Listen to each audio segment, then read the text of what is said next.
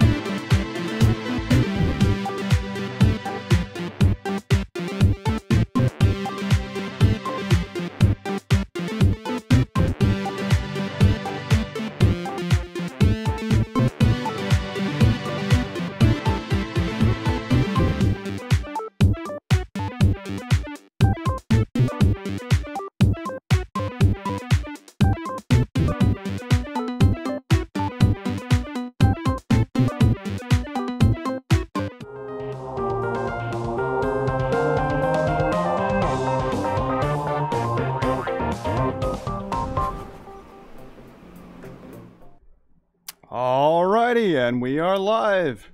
I did that intro, and I thought that gave me a good amount of time to set everything up. We've got our public live stream. I'm doing private lessons that I would normally be giving on Patreon, and I thought it'd be a good idea to go ahead and show you guys, give you a little taste, a little preview of what I'm normally doing every Friday. I've got my screen on low light because I'm trying to make the battery last. My laptop doesn't always have the longest battery life. I'm still going to give you guys another few 5 minutes to show up because I know everybody is not used to this. I'm not usually publicly live on YouTube on Fridays. So let's go ahead and pull up the file. I can do a little talking beforehand. I've got a Patreon prize that we're working on today. Make sure you all can see it. I did my best to show all of the tools on the screen. It's pretty hard to fit everything onto the layout of OBS while I'm streaming. But hopefully you all can hear me okay. Hopefully everything's working audio-wise. But yeah, I had a lot of fun doing that intro. And it was a good idea. I think I'm going to keep that from now on. We'll see how quickly it gets brought into the other streams I do with Jak and with Silly, all the other ones. We'll ease our way into it. This was a good test. And hopefully you enjoyed it. I made it on a 15-minute loop, which I could probably make it longer if we want to. But I think a good 10 minutes is already fine leading up to a stream's launch. I got the idea because my mom watches a channel that also has a preview before the stream starts, giving you time to get ready. I've got everything posted on the Patreon site. I posted this also on Twitter and Facebook and DeviantArt, just to make sure that everybody knows about this. It was a bit of a surprise, and we're not used to this, so if need be, I might do this one more time if people need more time to show up. Speaking of which, we now have Cody and we have Jak. So I'm glad that was able to happen. Yay. Glad you can make it, Jak. And I believe I can do the commands now because it's a live, public live stream. Normally I have to hold back on doing any of the commands in the chat room because of it being unlisted publicly, or unlisted on Patreon. So we've got a picture here in which I was starting up the colors, and I think for a starter, for a good way to build on, we're going to talk more about colors. I did that in the previous episode. People were asking about shading and basic colors. So I'm going to talk about how I decide on my color theory and how we do basic shading without taking a long time to blend. I'm going to try and keep it simple but effective. So I'm still giving everybody time to show up. I'm glad that Cody and Jak are already here. There might be more people showing up lurking. That is perfectly fine. I know a lot of friends actually who watch this more of like a podcast where they listen in, and if they have a question or something to say, then they chime in. That's perfectly fine. Whatever works is fine by me. So normally this is done on Patreon privately for patrons only. For even just $1, you're into the access of watching these every Friday. So it's $1 a month. You get to have private lessons. I get to tell you one-on-one everything that I go through. And the episodes are saved. So you also get to watch them later on in case you miss it. I know a lot of people are in different time zones, or they have a busy work schedule, all kinds of stuff in life.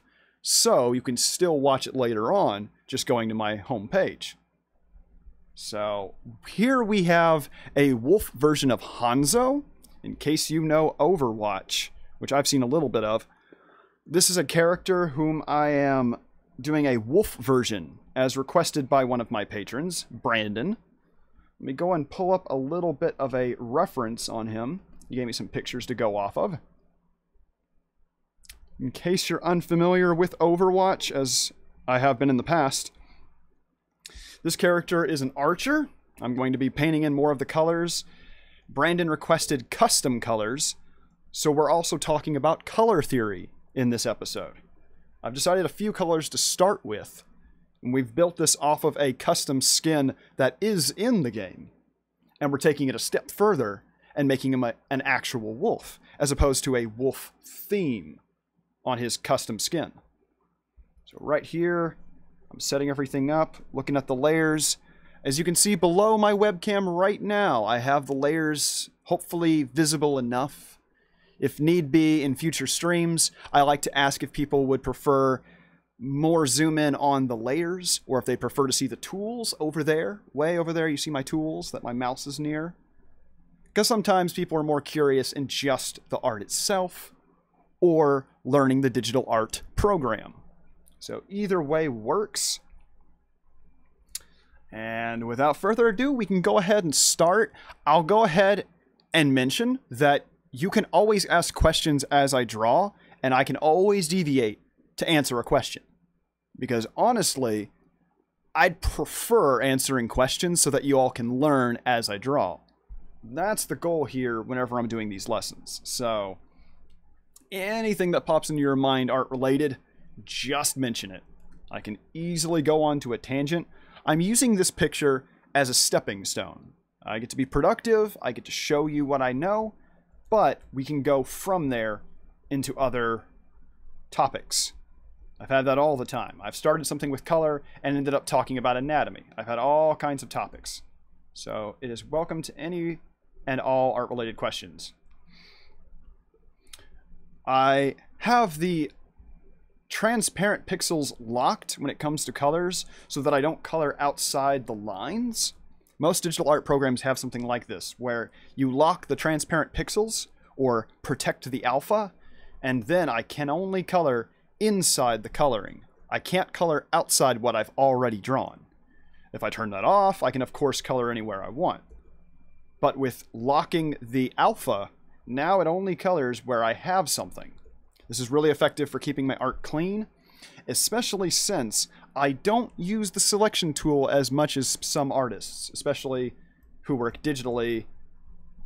It's usually a growing trend, and I understand it fully, to use the selection tool as much as possible to keep things clean and crisp. I don't always use closed lines. A lot of the times when I'm making a texture, the line art will not be closed. And so if I were to use a selection tool or a fill brush or anything like that, the bucket tool, it would go outside the lines and would be a little frustrating to have to kind of juggle with that. So I do all the coloring freehand, but still let myself lock the transparent pixels. Again, it's just protecting the alpha of what I've already drawn. So that's what we have right here. As for length of the episode, I'm just now remembering, I'll try to keep it a longer episode because this is a special event, as long as my battery lasts on my computer. Because even though this laptop is plugged into the wall, it still likes to run its own battery low. That's just how this hand-me-down laptop is. Eventually, when I have more money, maybe I can upgrade. For now, I gotta work with what I have. And that's actually a common theme of everything I'm talking about in my art lessons, is you gotta work with what you've got. So all of the tutorial stuff I do, all the lessons I give, they're optional, actually. I'm doing it all for you to get ideas. I know Jak has already shown me many times, and it's pretty common to take what you've learned, but use it in your own way. You don't have to follow the rules that somebody sets, because, for one thing, you are your own person, so you're going to have your own workflow. So when someone says you have to draw a bunch of circles and then add the details on top of it that way, you may notice a totally different method to follow. And I say you should follow that. There's plenty of things I'm doing right now that to me are so standard, so necessary, that I kind of made up.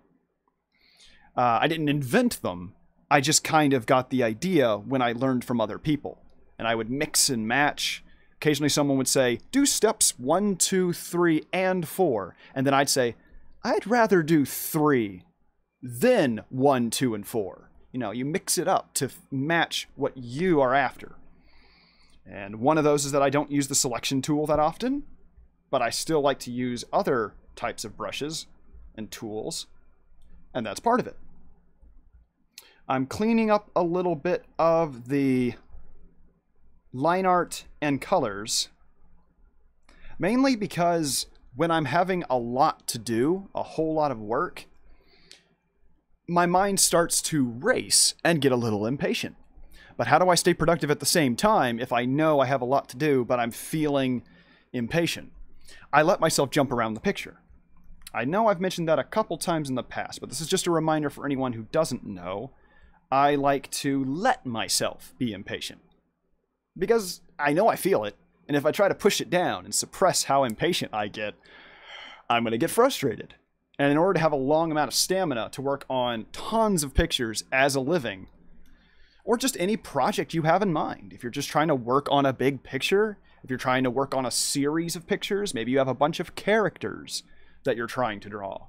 If you have a lot of work to do and you need to keep up your stamina, that's where I think workflow is almost more important than how good you are. Because if you work on stamina, you'll be able to work for longer periods of time and you'll learn faster. So it actually is more important just to find what's a comfortable workflow for you. Maybe you'll want to listen to music. Maybe you'll discover, like me, I learned I can't listen to music with lyrics as I'm drawing because it distracts my mind. My logical side, when I'm trying to plan out details, gets so distracted if I hear music with lyrics. So I've noticed that in my workflow, in order to keep concentrated, I can sometimes listen to music, but it can't have lyrics, or at least not vocals that I understand. So I'd say finding your workflow, finding a comfortable environment, a comfortable pace. Maybe you like to take 15-minute breaks every time you've worked for 30 minutes. With me, it tends to be one break an hour, but I can go for longer if I really am in a crunch. So, yeah, it's a good mentality to start off with, is to think about your workflow and which tools, which techniques actually help you, and which ones may sound good and a lot of people do it, but it just doesn't work for you. As is me with the selection tool. So I'm continuing to look at more and more references because this is an actual character. It's technically fan art in a way. I'm doing a custom design built off of fan art. So I am having to look at references to make sure I get these details correct. I'm still having to make my own decisions, but it's important to get all these references right. And so you're seeing me pull up a bunch of references, and I'm opening my folders. Probably going through my downloads because I have multiple places that I save all my pictures. Some people can sometimes feel conflicted or embarrassed that they use reference pictures to draw. I think it's really important because you can learn a lot from it, and a lot of people do it that way. You can actually do a lot by using reference pictures.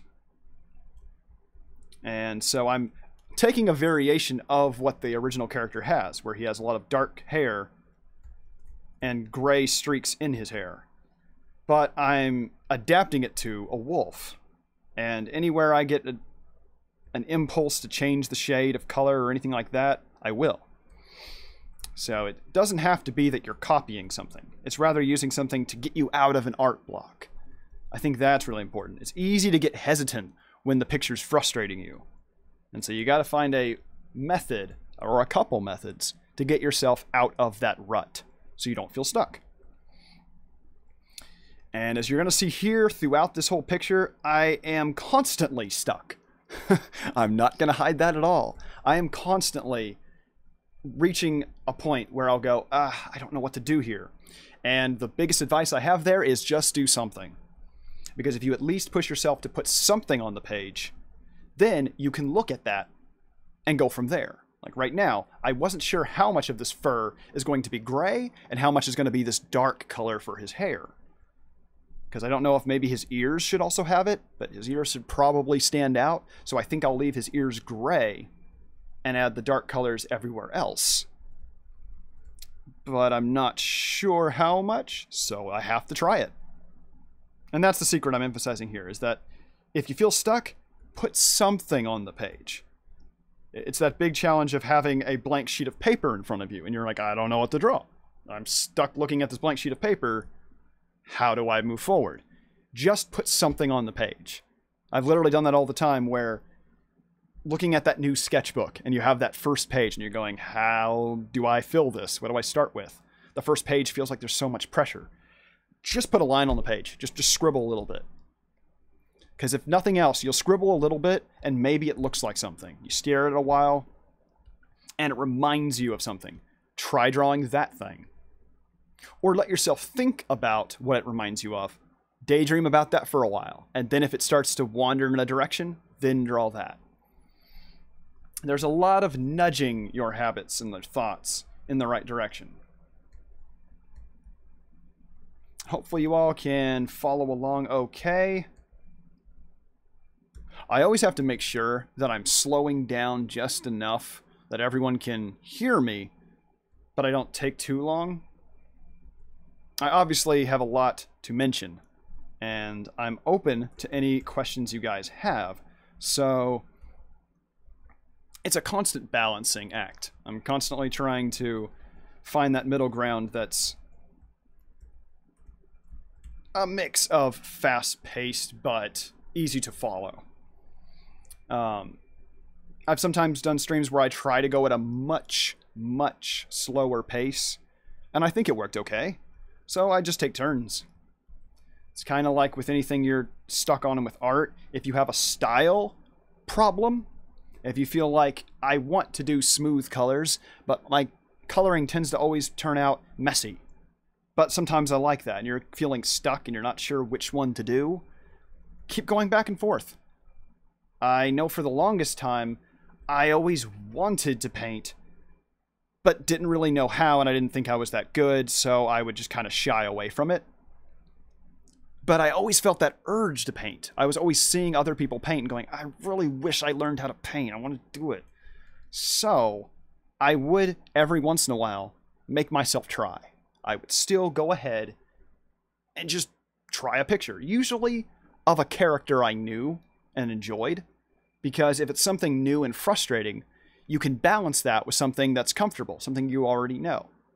So if you're used to drawing dragons, which I did a lot in high school, then if I wanted to try something new, my subject would be something like dragons, because it was comfortable for me. Another one I would use all the time to be comfortable with is Legend of Zelda, because I just played all of those games all the time, so drawing Link was just a default for me, and it would help me get out of a rut. It would help me not feel intimidated. And so, yeah, it's all about finding little tricks. So much of this, whether it be what you're thinking about while you draw, or the actual art technique itself, so much of this is finding a trick, a way to get yourself out of what seems difficult. So actually, let's dive into something that I've talked about before on previous lessons that is a simple trick to really save time. It's a way of getting a really effective look by saving time.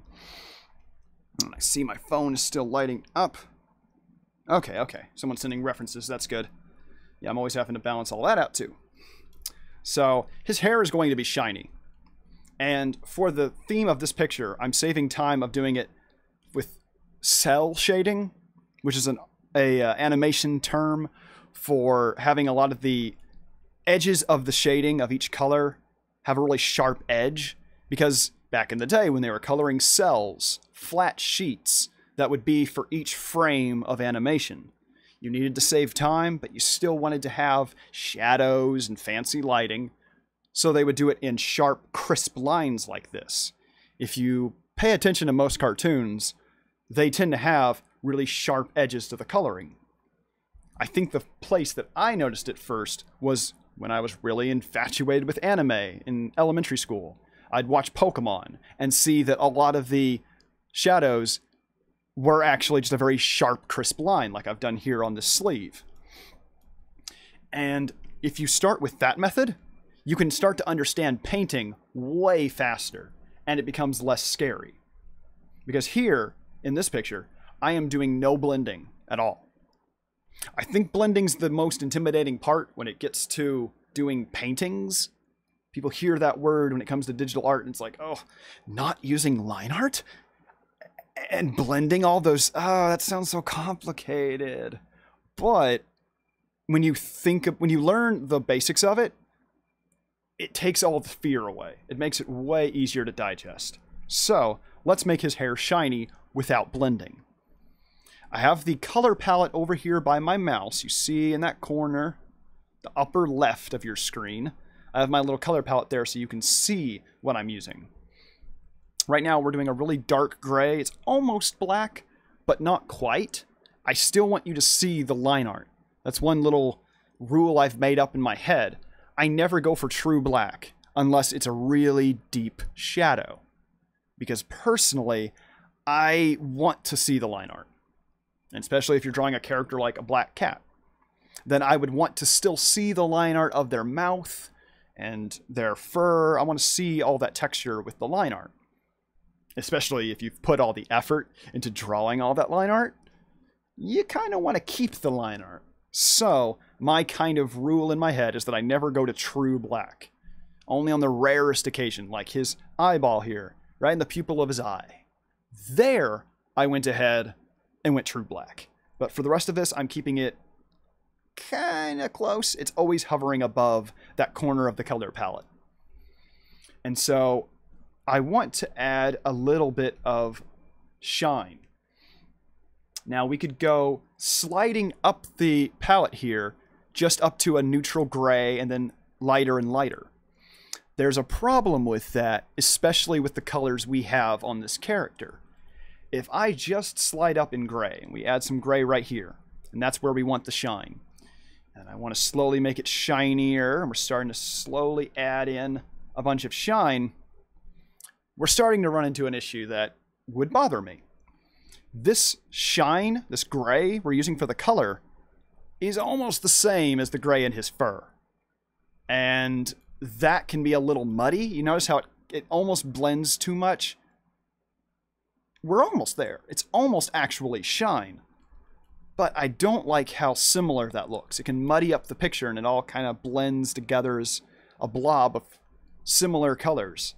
So to keep it different, I've started with just this gray color, this dark gray. And I'm going to slowly drift. As you see in the color palette in the upper left, see my mouse? We're slowly drifting up towards that red. And it can be any color. We can make it green, blue, any shade you want. But we're slowly drifting towards another color. So now when I start to add in things, let's undo that command. I'm going to slowly drift towards the red. Now we're adding a lighter shade, but notice that the shade is a little warm. There's a little hint of red in it. Doing that, and especially if I get up to the really, really shiny parts where it's reflecting, we can slowly get to that bright shine, but it's warm. I have hints of a red shade in this light. So now it's way more separate from his gray fur here. It easily stands apart. And that's a secret that I use a lot when it comes to a character with a ton of colors all over. We did that here with 3 different browns I mentioned in the previous episode. This is a shade of grayish brown. This middle armpit leather piece is also a shade of brown. And in this tan color for his sleeve is kind of brown. So all of that put together, it could dangerously all have the same shades, and then it's hard to tell them apart. So I keep them all in their own little corner of colors on the color palette. I've been talking a lot, and I need to look at the chat. So I see... Good, Miracusa is here. Welcome, Miracusa. I'm glad you could make it. I know usually we're always doing the private ones, and so it's nice to have other people here, everyone mingling together as I do this lesson. And again, another reminder that as you're watching this, no matter who you are, even if you're not a patron, even if you're just a guest watching this for the first time, anybody, you can ask a question for anything that comes to your mind art related. It doesn't even have to be this picture. It can just be any art question you have, and I can go on that tangent. Because the whole purpose of my art, whenever I'm doing these lessons, is for you guys to benefit. So it doesn't even have to be related to this picture. I just use pictures as a way to gain momentum. It gives you guys something to look at and think about. Meanwhile, I'm being productive, but I'm still making some progress in the lessons. So I'm glad to see you guys all here. And again, this is a surprise, so I know people weren't expecting it, and if need be, we can plan another one of these at some point. My goal is to give you guys a taste of what we do in the Patreon group, and slowly build more momentum in that regard, because I need to build it up, I need to upscale, I need to face my fears and rise to the challenge. So this is a fun way to do it. Includes you guys along the way. Hopefully it's easy enough to follow and enjoyable too. So, need to collect my thoughts back into this picture. Let's see. I think I might add some shades of color onto his fur here. The thing I'm looking at that I mentioned with the hair is that I want this shoulder fluff. He's wearing a bit of a skin here on his outfit. I want this shoulder fluff to stand out separate from his actual fur. And if I add in a bunch of light shades here and try to add in, you know, the 3D effect of, oh, okay, there's some lighting here, and we're going to slowly add in the lighter shades, it's then going to start to look similar to the shoulder fluff. And I don't want that. I want to make sure everything's easy to look at, easy to tell all the parts apart from each other. So I'm going to focus on only adding dark colors. This gray here, I'm going to try to make myself not go any lighter. Maybe on the edges. Maybe I'll find ways of sneaking it in. But I'm letting you guys just know my thoughts. Right now, I'm constantly problem solving. It's probably why talking and drawing is so difficult. Because my mind is trying to make so many decisions at once. And yet, if it's art talk, if I'm talking about art, that at least keeps my mind in the same category. But if I switch genres and start talking about my favorite movie or anything, then yeah, it obviously slows me down a little bit. It makes it more enjoyable sometimes, so I'm always going to try that. But yeah, you gotta strike a balance, because the point is not to stress, but instead to make progress. And so you gotta experiment. Or just do a variety, because sometimes you don't really know the best answer. Because sometimes I think I want to be in a silent setting with just some music. Or maybe not even that, and I just want to draw that way. But that can be isolating, and maybe I get bored. So that's why I still try to work on a lot of things in front of you all when I'm live streaming. It just at least adds variety. It can be fun to share that with you guys. Exactly. Well, good point, Cody. Because, yeah, I'm noticing whenever I've grouped streams together, it almost feels like I just jumped back in. You know, the time kind of flies by, and here I am instantly chatting again. It's part of why I have the headphones in for a while there. I just instantly expect people to start talking, for me to just start rambling with them. So, part of that also is probably it feels comfortable in my head, so I'm keeping the headphones on. You got to strike a balance, you know, you got to find little things that help. But this is also an important skill for me, because I want to do more tutorials publicly. I want to prepare step-by-step lessons to share on my channel. I want to do more like this. To me, this is really fun. Especially if I can share my own twist. Like I'm a really big believer of, if you are passionate about something and you feel like nobody's doing it, that means you should try it. Because you have to be the change that you're wanting to see. And so it's like, well, I wish people would teach with a flexible mindset. So then I'm like, well, here I am. I better try it. And it does help. It's definitely satisfying, regardless of the actual event. Whether or not, you know, whether or not someone came to me going, you taught me a lot, or it was just chill. Either way, it feels really satisfying each time I do it, and I think that's the key. So I'm adding in some of the shades here, and again, we're not even doing any blending at all. I'm simply taking my paintbrush at 100% opacity, never ever going down to blend. Because sometimes, a lot of the times, when I'm painting, that's what I do. I would go in and start adding in at low opacity that slowly builds up like this. And then I continue to blend it out to make it smooth, constantly using the color picker, and we would create a nice blended shade that way, as you see here. But that takes up a lot of time. And this prize here was from Patreon as a art raffle, or I should say art shuffle, because we had to change the name of it for various reasons. So in order to do enough of them in a good amount of time, I have to take shortcuts that still look good. And this not only is a good shortcut to still have a nice effective look, but now I'm able to show how I approach lighting and shading. So I'm adding a little bit of a shadow here because his hair and his cheek fluff, because he's a wolf, his cheek fluff is covering it up. So there's a pocket right there that's hiding from the light. Now, one thing I think I've mentioned in the previous episode, and I'll mention it again for you all, is that we don't want to go using black for all of our shadows. It still revisits the thing I said before, not to go to true black, because you want to save that for only special occasions. It's the same thing here, because I don't want this piece of cloth to ever get darker than the hair right here. Because you think about it, this hair is a dark piece of object. Meanwhile, this little piece of cloth is a light tan. So even in the darkest shadows, you will usually not have this piece of fabric get darker than that pitch black hair. You want to keep that relativity intact. So even when I'm going to add some shadows back here, where the bangs are in front of his hair, it's getting really dark. It's almost hard to see the line art next to it.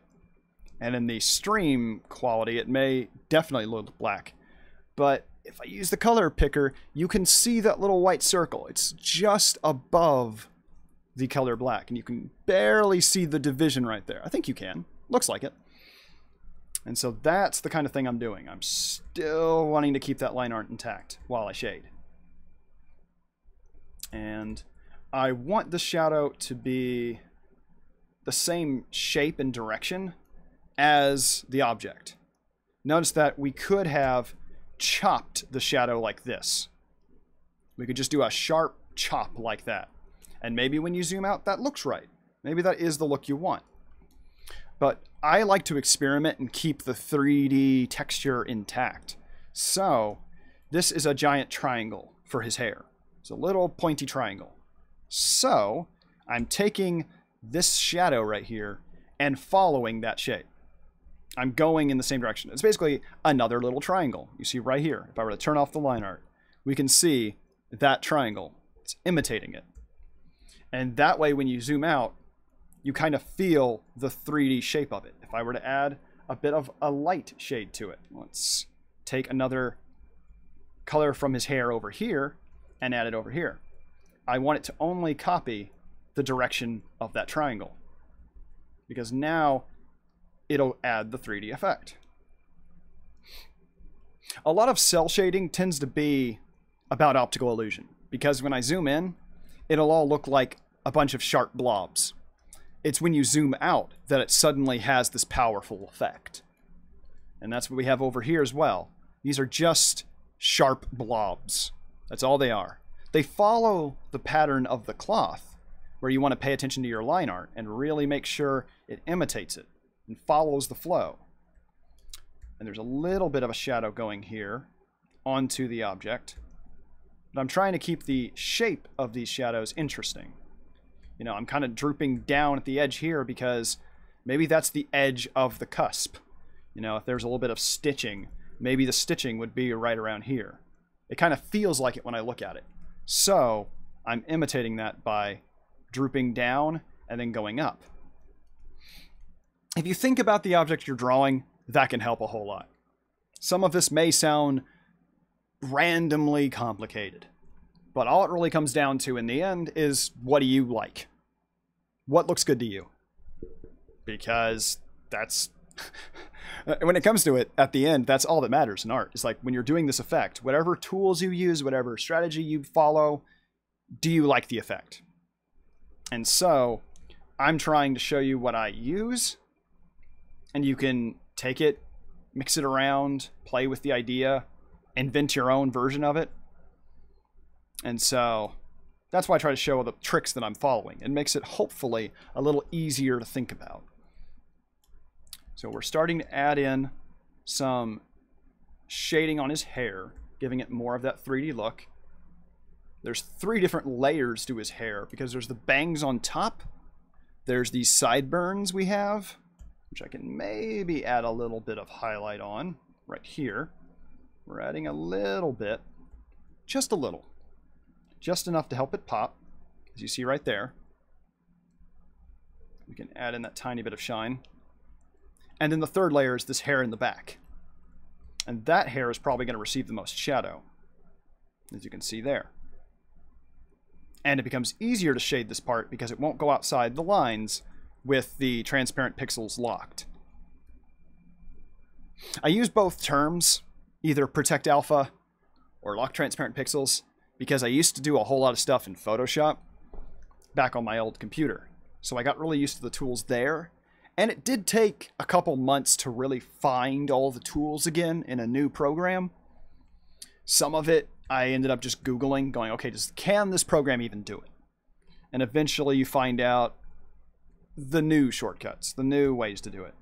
And so I try to increase my vocabulary so that if someone only uses Photoshop, or they only use Paint Tool Sci, or something else, and meanwhile I'm working in Medibang because it's free, I'm still trying to learn all the terms and keep the idea easy enough to follow. So we're adding in more of these dark shadows, and only adding it where it looks right, which each person's going to come up with their own decision on what looks right. Going to add some more of these shadows under the hair. I'm going to keep these eyebrows, these big bushy eyebrows, big bushy. I'm going to keep them separate. I'm not going to put shadows on them much because I want them to stand out. I just saw a scene a few days ago from the video game Detroit Become Human, and there's an artist character in that game, and he mentions about art. It's not about copying. It's not about creating a perfect copy, but about interpreting it the way you want. You know, taking this idea for whatever you're drawing or painting, and then transforming it into something that's never been seen before. And so, in that mindset, I'm looking at this and going, I love those eyebrows. I love these eyebrows. So, I don't want to add shadows. And underneath, I might, because that even helps them stand out even more. And look at that. Technically, I've cheated. I've broken the rules. There should be shadow right here. And maybe I could choose to do a little bit like that. It could work. We could copy the shape and texture of his eyebrows and add little chunks like this. Little triangles, little zigzag. I almost said jigsaw. Zigzags. We could do something like that. And it does kind of work. And actually, when I go back to the idea of animation, and they're doing cell shading like this, they're changing the rules all the time. One art studio will, one example that comes to my mind is in a lot of anime. When hair covers the face, a lot of the times they'll still draw the eye as if it's going through the hair. I know I've met some artists that couldn't stand it. They're like, no, if the hair is in front of the face, you can't see it. And then other times, I understand it. It's so you can still see the emotion of the character. And so there you go. It's not about following the rules, but changing the rules to get the effect you want. So, I can look at this eyebrow and go, you know what? Need some shadow. It's under the hair. The hair would cast a shadow. Okay. But personally, as I look at this picture, I don't think I want any shadow. I just don't. I like how the eyebrows pop. And so I'm actually going to do almost everything I can to make sure the eyebrows pop. There's these markings under his eye, so I might do a little bit of that too. I'm adding a little bit of shadow that kind of hints at where the lighting is, but I want it to stand out. So I'm not going to put shadows everywhere. The more freedom you give yourself like that to get the effect you want, the better you're going to discover your own method. And just to keep it honest, that means you're going to have a lot of attempts that don't work.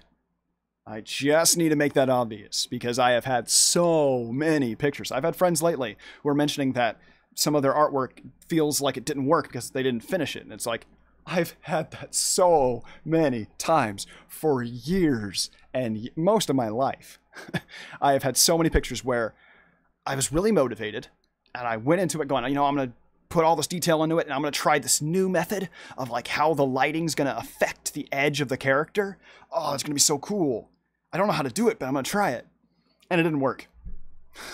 I tried a picture and halfway through it, I was like, I do not know what I'm doing. This doesn't even look right.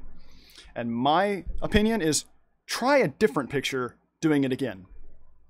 Maybe take a break, draw something else, totally different, that's more comfortable. Then come back to that method again in a new picture. Because repetition is going to weed out your mistakes. You're going to eventually, even if no one ever gives you lessons, you don't need an art teacher or a school.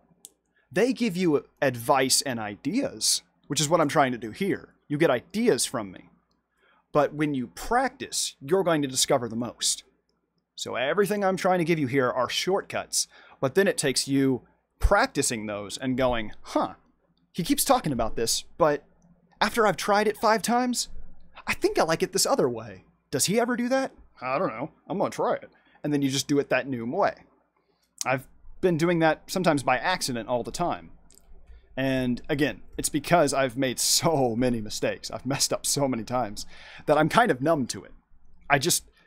I know no matter how many mistakes I make, it doesn't matter because I'm going to learn and the next picture is going to have a higher chance of being what I want. So that's a little bit of motivational trivia right there. Hopefully that gives you a little food for thought, some ideas. Because I know with me, I model a lot of these lessons and everything we've done here. I model it after how I enjoy lessons and videos. I've always enjoyed when I'm watching another artist who I look up to or I've just randomly met. I like seeing their approach and hearing the emotions that go through their head as they do it. Because sometimes I relate to it, and sometimes I'm surprised. I'm like, what? Why do you... Really? You think of it that way? And either I think it's easier than they say, or I think it's way more difficult than they say. I've had both. And I think the more you expose yourself to that, the better. Because then you just start to think new thoughts. And suddenly your mind will start to combine them and chisel them into the right shape that gives you your own technique. So... And again, stick with something you're comfortable with if it's something new and intimidating. That's my default thing if I'm trying something new, is just to draw some fan art of a character I like, or draw one of the characters I already have who I'm fond of drawing. So, yeah, there's a lot of things like that. And you'll find your own pace the more you're doing it, but it does require you to actually try it and do it. So... we're slowly adding in more shadows. I think this bottom section can add a little bit of shadow. I'm letting it stay to a point like this. So in this kind of weird point where it's almost as bold as the eyebrow, but not as much. See how we've got some shadow that's making it pop, but not as much as the eyebrow, because I love the eyebrow more. I'm biased. I like that. Those eyebrows are so bold. And that just seems like a big character trait. So we're doing that here. I'm emphasizing the brow, the little wrinkles that wolves have that looks really cool. I notice my kitten also has that. Whenever she wrinkles up her nose as she's biting me, you see these little wrinkle marks in her fur, and that's what I'm adding here. I didn't even put it in the line art. So sometimes it's okay to change your mind as you work. But yeah, let yourself experiment with that. And sometimes you'll notice some details that work. So if I wanted to, we could add some line art right here on these little folds, and maybe that would help. but I think it's nice like this. It's kind of subtle. It doesn't need to be. And we don't have to keep it a circle, because they're kind of like little ovals. They look like little, I don't know, ovals. I was trying to think of what they reminded me of, but I can't think of anything. So let's change them to be pointy. That's one thing I like a lot, is chiseling out all these shapes. You already saw me do it in the sleeve down below here. I like to chisel them into shapes, because I think that's my latest topic that I'm trying to go after. Because there's a lot of artists I'm seeing online where they do some of the weirdest, craziest patterns and shading, where they put all these random colors in there, like these neon bright blues and greens and yellows, and they put them in all these like geometric shapes in there, and it's like, that sounds such like it sounds like a weird choice, but when I see the result, it's really effective. And so now I'm making myself try really, really weird shapes. I'm like, okay, let's randomly make this super pointy. Usually I push myself a little further than I would. Like, okay, I think this triangle point is good enough. Therefore, I'm going to push myself outside my comfort zone and go, no, push it further. Push it further. And that way then I can see how it looks and go, oh, wow, that's a weird look. And whether or not it works on the first try, I've exposed myself to it. Therefore, my brain's going to start to process it, and every time I try it, I'm slowly going to refine it into the pattern I want. So I'm kind of tempted to add a little shine on this leather, because leather is kind of shiny.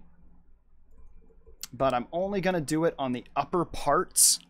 If we think of this as 3 little chunks, you see how we've got one chunk, a big middle chunk, and then this left chunk? If I think of it as 3 little clumps, or like my fingers here, if you think of 3 fingers, notice, there we go, the light's doing it. Okay. On my fingers, one side of each finger has a shadow, and then the other side has that light. And that's the same thing I want to do on this leather. I'm going to have the right side have this little shine I'm adding. Right side's going to have a little bit of shine I'm adding.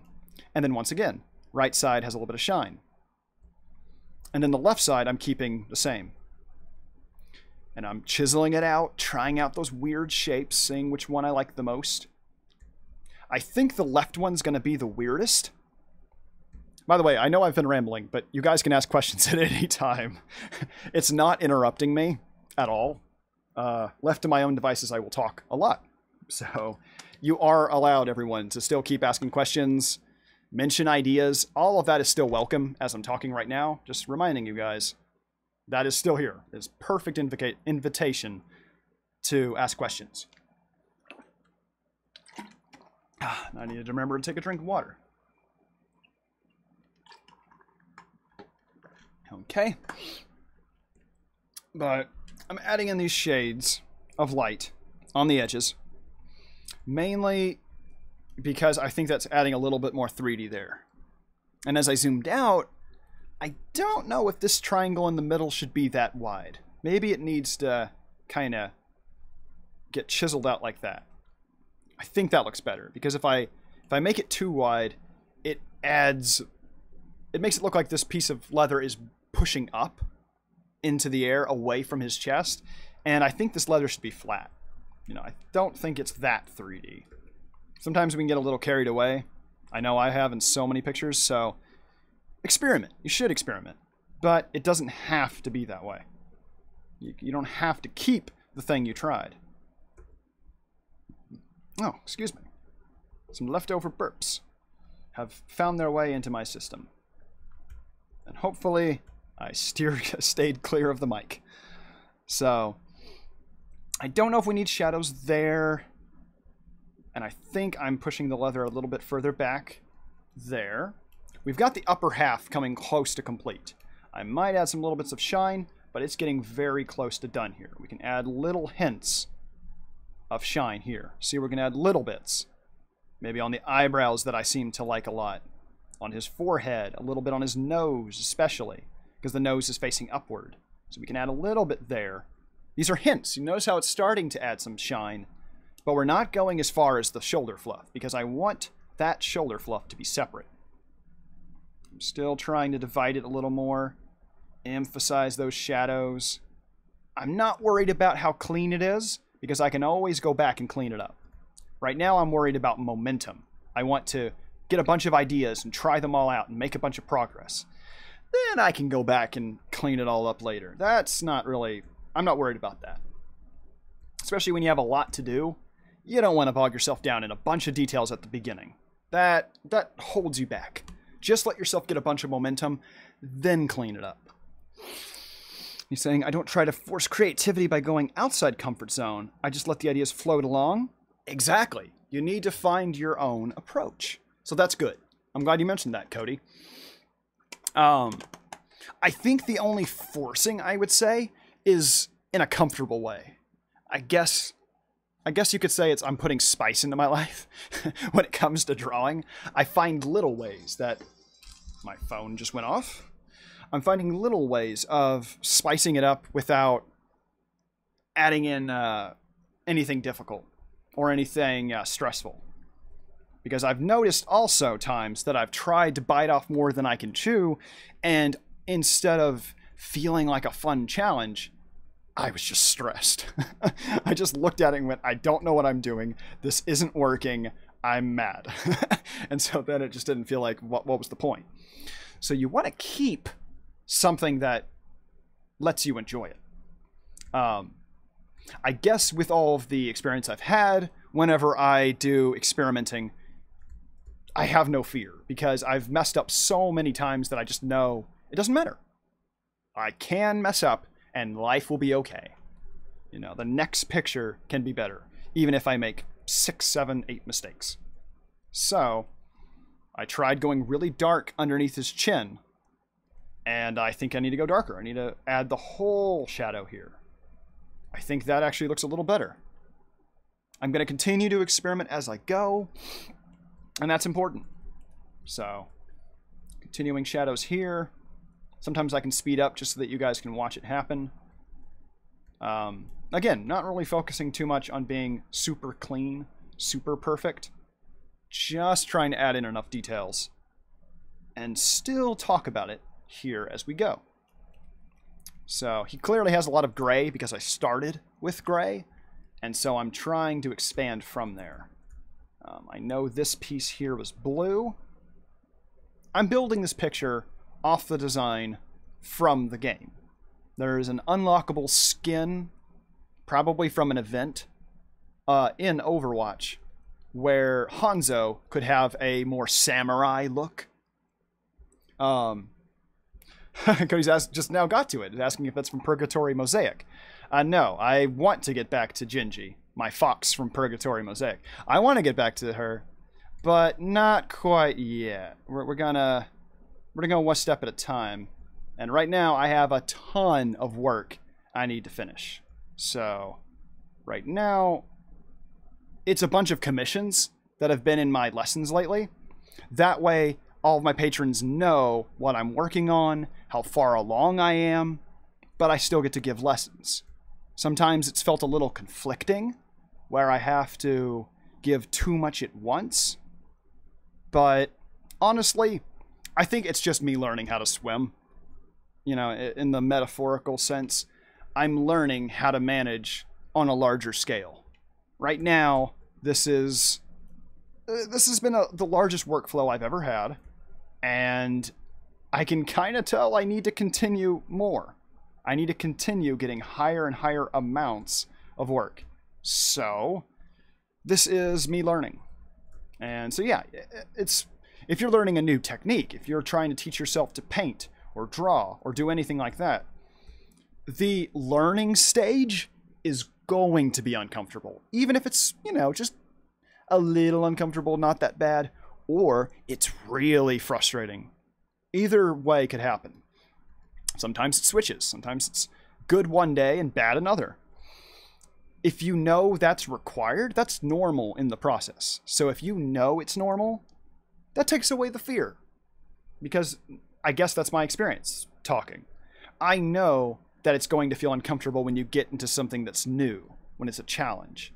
I know it's supposed to be kind of intimidating. So I'm not panicking as much as I normally would. So that's probably why I'm calm, even though I have never worked this much on art before constantly in my life, because even on days off, I'm still thinking about something and still basically working. So it's been an ongoing, constant workflow. It's why this weekend, that family reunion was so useful, because it gave me a few days, gave me 3 days where I could actually stop and breathe and swim in a pool and actually just relax for 3 days. Now I'm back in running full force, but it feels good to have cleared my head. And I don't know. I guess that also gave me time to think, you know what? This is part of the process. I just have to learn. So you got to keep it fun enough. You know, you got to balance it out. And so if you're learning, again, I'll repeat it. If you're learning something new, like you're trying to teach yourself to paint, or you're trying to figure out shading or something, do it with a topic, like a character that you enjoy. So with me, again, it's been like Legend of Zelda, dragons, or any kind of animal. Usually a rabbit. Gee, I wonder why. So when I do any kind of new challenge, I keep it like that so that it's at least fun to draw the rabbit, even if the topic is difficult. So we're continuing the patterns here. I changed the shade of this metal that's on his breastplate. I've shifted it to kind of a sky blue. You see here, it's almost into the green. You see right there? It's almost into the green color. I'm getting it really bright. And then instead of going to a light gray, I'm adding in a little, we're going over here. We're going over to the blue a little bit. And that way, when I add in the shadows, we can see how it's kind of, it stands out different from here. If we exaggerate it a bit more, it's like this. See how different that is from his fur on his shoulders? That helps a lot, because now each object is going to stand out. And you want to keep it subtle enough so that it's not distracting, but it can help all these pieces stand out, as we can see here. So looking back here on the chat, Cody is saying if you land a consistent normal job, deadlines won't be nearly so lax. So working a lot it's exactly good in that way. And you know, if until either I start working for a company or way further on, I start my own company, that's going to be much further on. But yeah, in that event with a business, the deadlines are going to be pretty solid. So I then have to work. And that's why I'm letting myself just dive in, face the challenge. And honestly, it's kind of rewarding that way, to just constantly working and, you know, improving my technique, getting better at workflow. Ah, looking at the chat room, we've got Max. Don't worry there. It's okay. We still have time. I'm wanting to make this lesson a little longer if I can, as long as my battery is lasting, which it is. So that's good. And we've got plenty of time, as long as you all are okay with this. So Max is here. Don't worry, we still have plenty to talk about. And I'll go ahead and repeat for you, Max. With these private lessons that I normally do, the rule I have is that even as I work, and I'm rambling, because I ramble about any art topic on my mind as I draw, you can ask anything. You know, if I'm working on color theory and you want to know about anatomy, or you want to know about any kind of thing, shading, other topics, go ahead and ask. Because that's the normal routine I do on my lessons. It's just I want to give you guys something to look at as I work. It gives me something to talk about. And then from there, you can start to get ideas of your own questions. So that is the pattern I've been following. We've tried other methods. And, excuse me, sometimes I have had it where someone in between lessons will ask me a specific topic. Jak has had a couple. I think Geen has had one. So it's okay to sometimes ask, hey, what's the best way to do shading? And so then I have a week to think about it. And then I'll prepare a whole episode where I demonstrate a bunch of examples. And then here we have an example of I'm working on a project, but I can still talk about it. And now Max is saying, thought the stream started now. I have no idea how time zones work. I have that feeling all the time. Time zones are confusing. Don't worry, Max. We still have plenty of time. And this one is going to be saved publicly, so anybody can rewatch this at a later time. I'm just doing one episode for now. In the event that people want it, I might do another one of these publicly. It depends on what people want, because I work for you all, so I'm trying to listen to what you guys would like to see. If you want to have consistent lessons, it's obviously over on Patreon, even just $1. However, I'm still trying to give little previews like this. I'm still trying to find ways to include you guys along the ride. And so, this is striking that balance. And now, I'm still continuing more of the lighting here on this sleeve, using the same limited colors that I had on this sleeve. And it's probably not going to use that darker shade here, because I want more of the shadows to be on his right side. And we're noticing here right now a lot of the sides on the right of the side of the page are darker, and over here on the left, on his right, but our left, I'm getting a lot brighter, because that's just how I imagine the lighting. So I'm adding a lot more of this lighter shade we see here. I'm adding it in really sharp edges, and we're just adding a lot more light colors. That way, it has an extra amount of 3D as we look at it and zoom out, and it starts to take form of where you think the light's coming from. And even if I wanted, if I wanted to take it a step further and really emphasize the light, which I might, I could add a highlight here even brighter. I could go ahead and add a really bright highlight like this. See what we're doing? A really light highlight. That way, it really, really emphasizes that lighting. And I can do more of it up here. And now it's really making a shine on that side. You see how it's subtle. It's subtle, but we've got some lighting right there. It's kind of popping it out. And now you imagine a bright light behind him. So maybe the light source is over there, where my mouse is. So when I add a background to this, the lighting will be popping from there. Max is asking about anatomy and dynamic poses. Still can't afford to be a patron. I can understand that. That's why I'm trying to continuously mention it. As time passes, things change, new opportunities when you're able to do it. For now, this is the preview to give you a taste. So you're mentioning dynamic poses. We got a lot of colors here.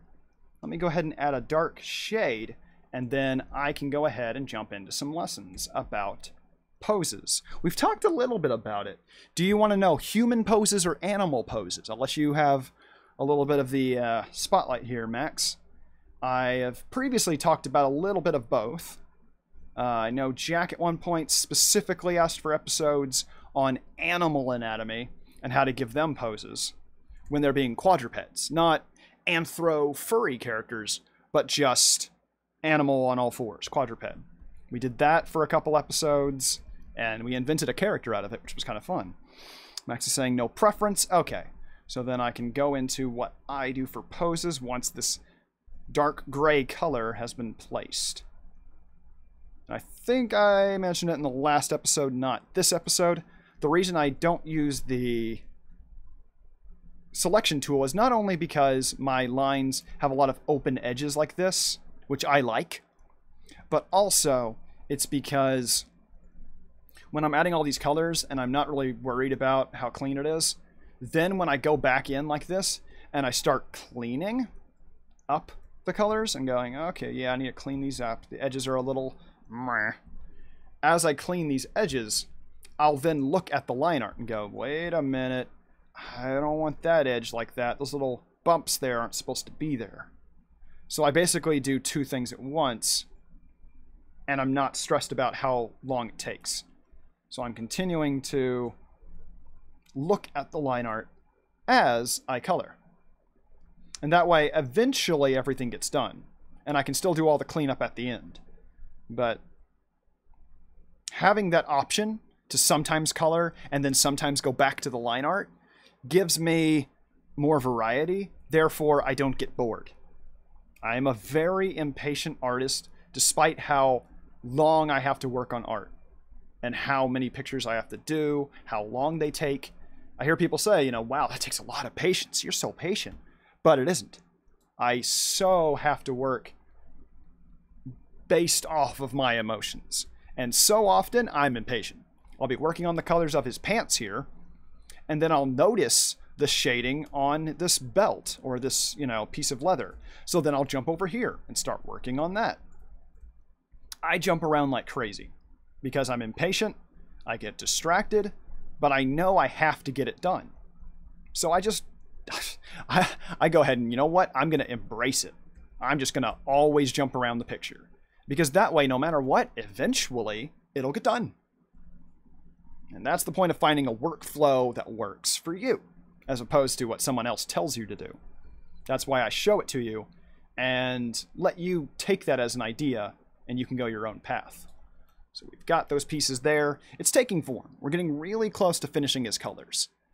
And I'm still going to run this by Brandon to see what he thinks of it, if he would like different colors, if he thinks it has too much blue, too little blue, etc. Okay, so we got those dark colors down. Let me go ahead and save, and we can open a canvas for doing poses. So you're saying anatomy and dynamic poses. Well, you don't have a preference, though probably animals. Okay, if you're still hearing Jak here in the chat room, Jak, sentences, I can do them, I promise. I'll go ahead and bring back a character that you helped me create, Jak. We did something specifically for animal characters that I think will help a lot. Let me get his name right. Mr. Fit. There we go. Okay, I had to think about him for a second. But there's a character that we created in the Patreon group named Mr. Fit. And he helps a lot with doing animal characters. Yeah, Jak remembers him. Yeah, I had to think about it too. I had to think about it because I almost wanted to say a different name considering what we were doing, but it's Mr. Fit. Okay, so let's open a new canvas and I can draw Mr. Fit. And he will help us. He doesn't have to be gendered. I just, whatever. Think of, like, it's just what I do. I don't know. Here we go. Yeah, I'm going to open a blank canvas and we can start working from there. I think I added the Mr. just because it was catchy. And so that happened. So, animal characters tend to be really complicated because you're trying to figure out how the legs fit on the body, how long to make the body, and the posture and all of that. So, if we have a fox that's just standing there, I used Gingy one time. You know what? It's been a while since we did Gingy from Purgatory Mosaic, so let's bring back Gingy. I will make my lines very sketchy as I'm thinking. When thinking of poses, I keep it messy because, especially on the computer, you can always just add a new layer and turn down the opacity of a different layer. So, this first attempt, we can just start getting lines on the page. We can just start going, okay, here are some lines. I think Gingy's facing this way. So, actually, you know what? Let's make it adventurous. Let's make it bold. Let's flip it. Let's have Gingy facing the other way. I think in the last lesson I had Gingy facing that way, so we're changing it up. Gotta face the challenge. So, facing this way, I'm adding a bit of a blob. The chest is always a little bit bigger than where you get down to the hips and the groin. This part of the torso, because you think of a rib cage. The rib cage is like that, and then you have the spine right there. So, it's going to get smaller as you go down, and then you have the hips. So, keeping that shape in mind. Gingy's kind of thin, so we might not need to have much of that. But Gingy's also really young, so we can have a little bit of chubbiness in the limbs. I know with the feet especially. There's not going to be much of a neck, especially with Gingy. I'm just doing a bit of a triangle to think of where the nose is. And first off, these lines are messy because I don't want to stress. That's what I mentioned about being a very impatient artist. I don't want to stress about anything. So, I've gone down the road so many times of trying to make my sketches look fancy and clean. But I gave up on that. It's much, much better to do what's effective, not what looks fancy. So, I'm slowly chiseling out the shape, Notice it's starting to finally take form. We can add those somewhere in here. I'm just kind of doing a big, vague circle for the shoulders. Then I can start to go in and go, okay, feet are going to be somewhere here. The elbows are somewhere here. I'm adding triangles. We're slowly adding in form to get all these limbs down. Going down. This foot is higher up on the page because it's further away. That's a quick basic for making things look 3D. And this limb is going to look thinner than this limb. The leg here is closer to us, therefore it looks bigger. So that one's going to be a little bit thicker. This one is not. And then we have it connecting up to the shoulder. We have the oh so difficult and frustrating hind legs, which get a lot of people, myself included. So I'm erasing away some room there, giving myself another big, vague circle for that joint. And this is where Mr. Fit is going to become really useful, because these hind legs tend to give people a lot of trouble. I know I've had tons of struggles. Jak mentioned it before. I've seen so many people ask, hey, what's with those animal legs? How do you draw them? So that's where Mr. Fit helped out. We're basically doing a bit of a zigzag of, in my thought process, I simplify it and just follow my shortcut, so then it becomes really quick and easy for me. And there we go. There's the back leg. And as I look at it, I can go, is that a long leg? Do we want Gingy to be that skinny in this picture? Or are we going to shorten it out? Maybe we'll shorten it out. So let's just chop it up. Let's chop off that piece, re-glue it on. Doing surgery. So then the leg goes out like this. We're bringing it in a little bit closer. There we go. Not as long as before. Maybe we can raise up that a little bit. We're slowly chiseling it up as we go. And now if I want to give room for the tail, we go up here. I'm just kind of doing a... That was just motion to figure out the pose. Then I start adding shapes on top of it to give it that fox tail shape, that big kite, the big triangle. And we can erase away the parts we don't need. So there, we're already starting to get a quick example of the pose. So, that back leg is higher up on the page because it's further away. And there we go. There you go.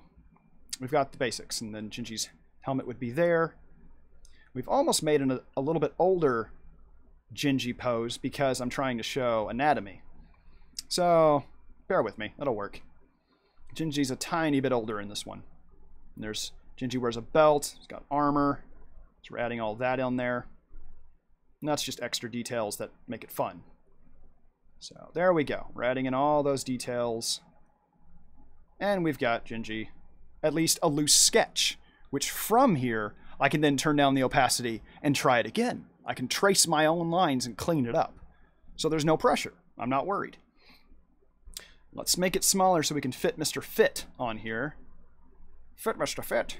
So, what we learn about from Mr. Fit, what we learn about him is that humans and animals are not so different.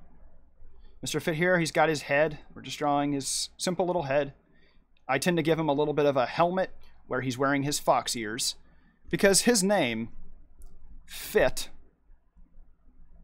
is Fox in Training. He is learning how to be a fox. He wants to be a fox, but he's not quite there yet. So, thankfully, we can still tell he's a human. He's not fooling anybody, but that helps us learn all the anatomy tricks. So, here he is. He's just looking off clueless into space. He's got that 3 mouth, because, I mean, if he's going to be an animal, you got to add that little 3. That's just how you get the shape, which is actually kind of accurate if you simplify it. It does become what foxes and cats and dogs have with that lip. Their upper lip has a bit of a split. So do bunnies and a lot of those animals. They have a bit of a split there. We can go into that another day. So, Mr. Fit now has his torso. He's got his arms, his elbows. This is all sounding pretty simple.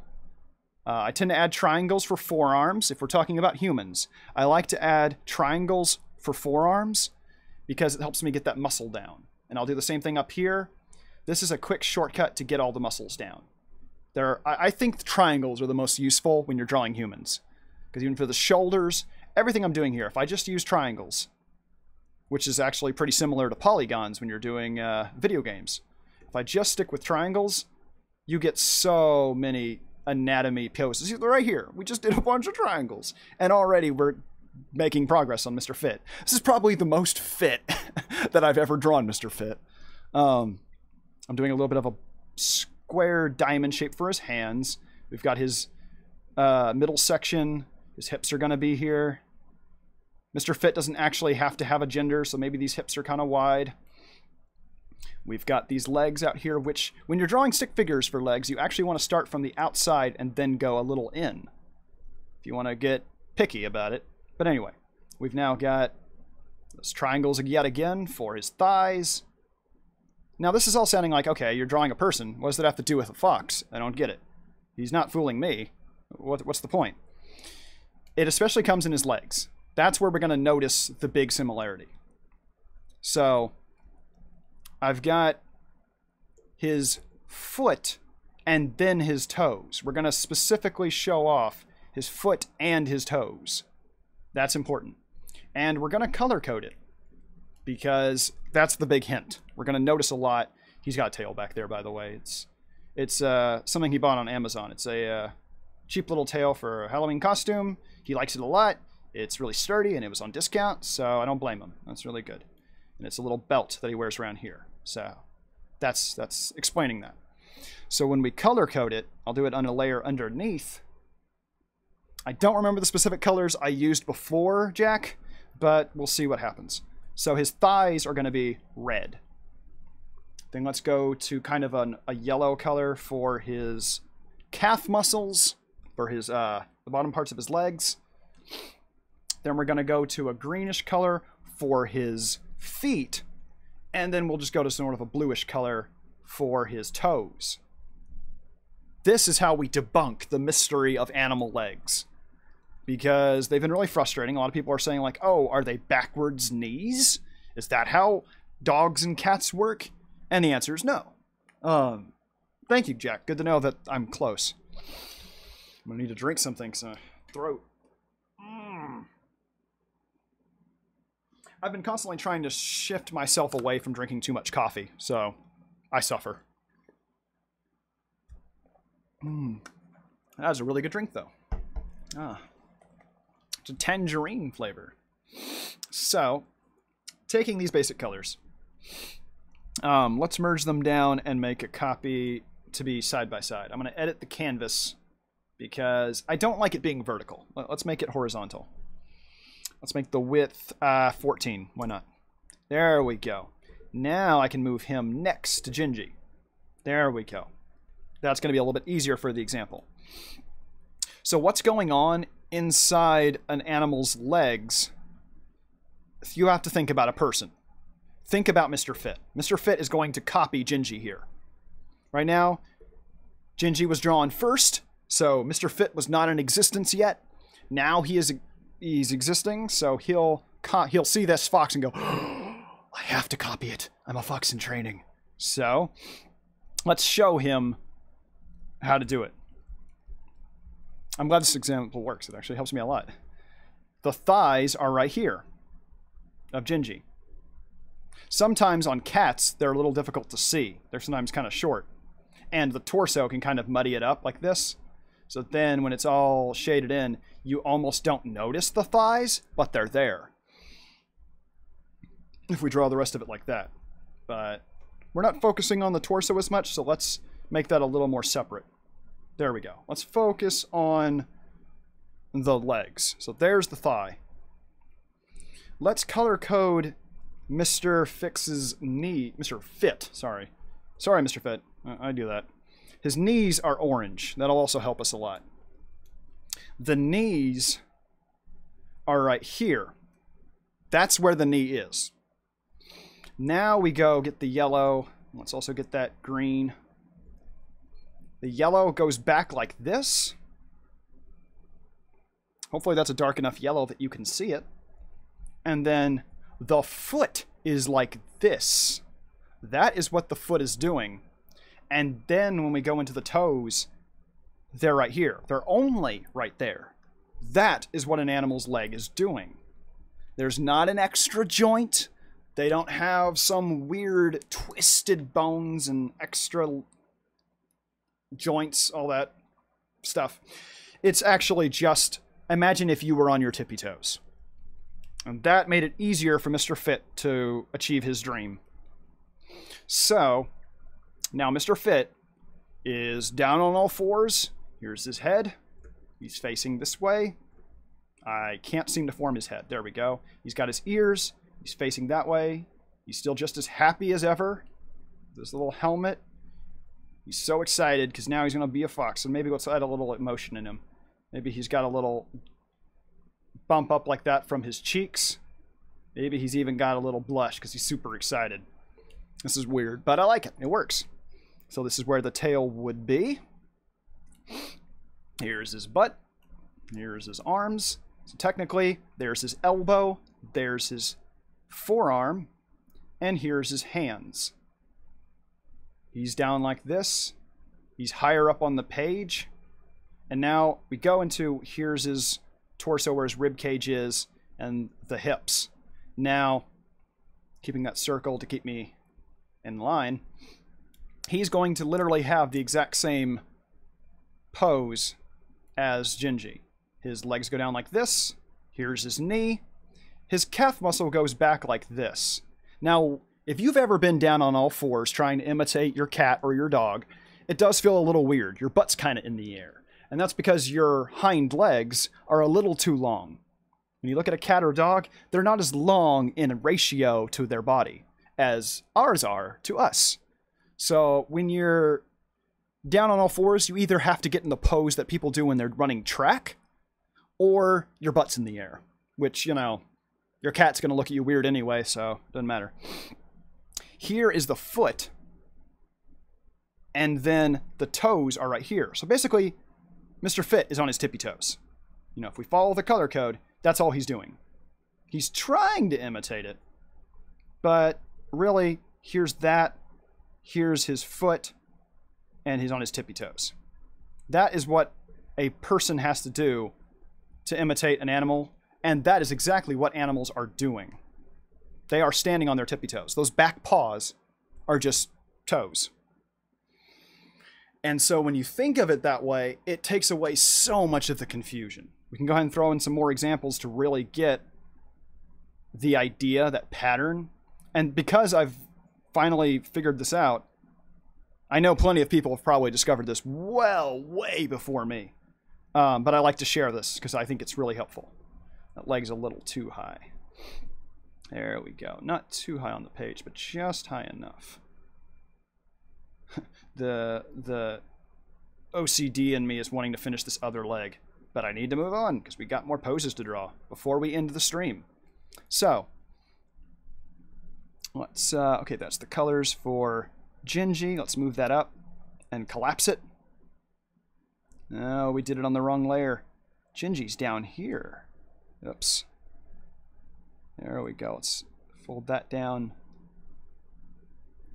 Doing a bunch of layer tricks so that I can collapse it all onto one thing easily. There we go. Okay. So now, Mr. Fit has shown us how he gets into that pose.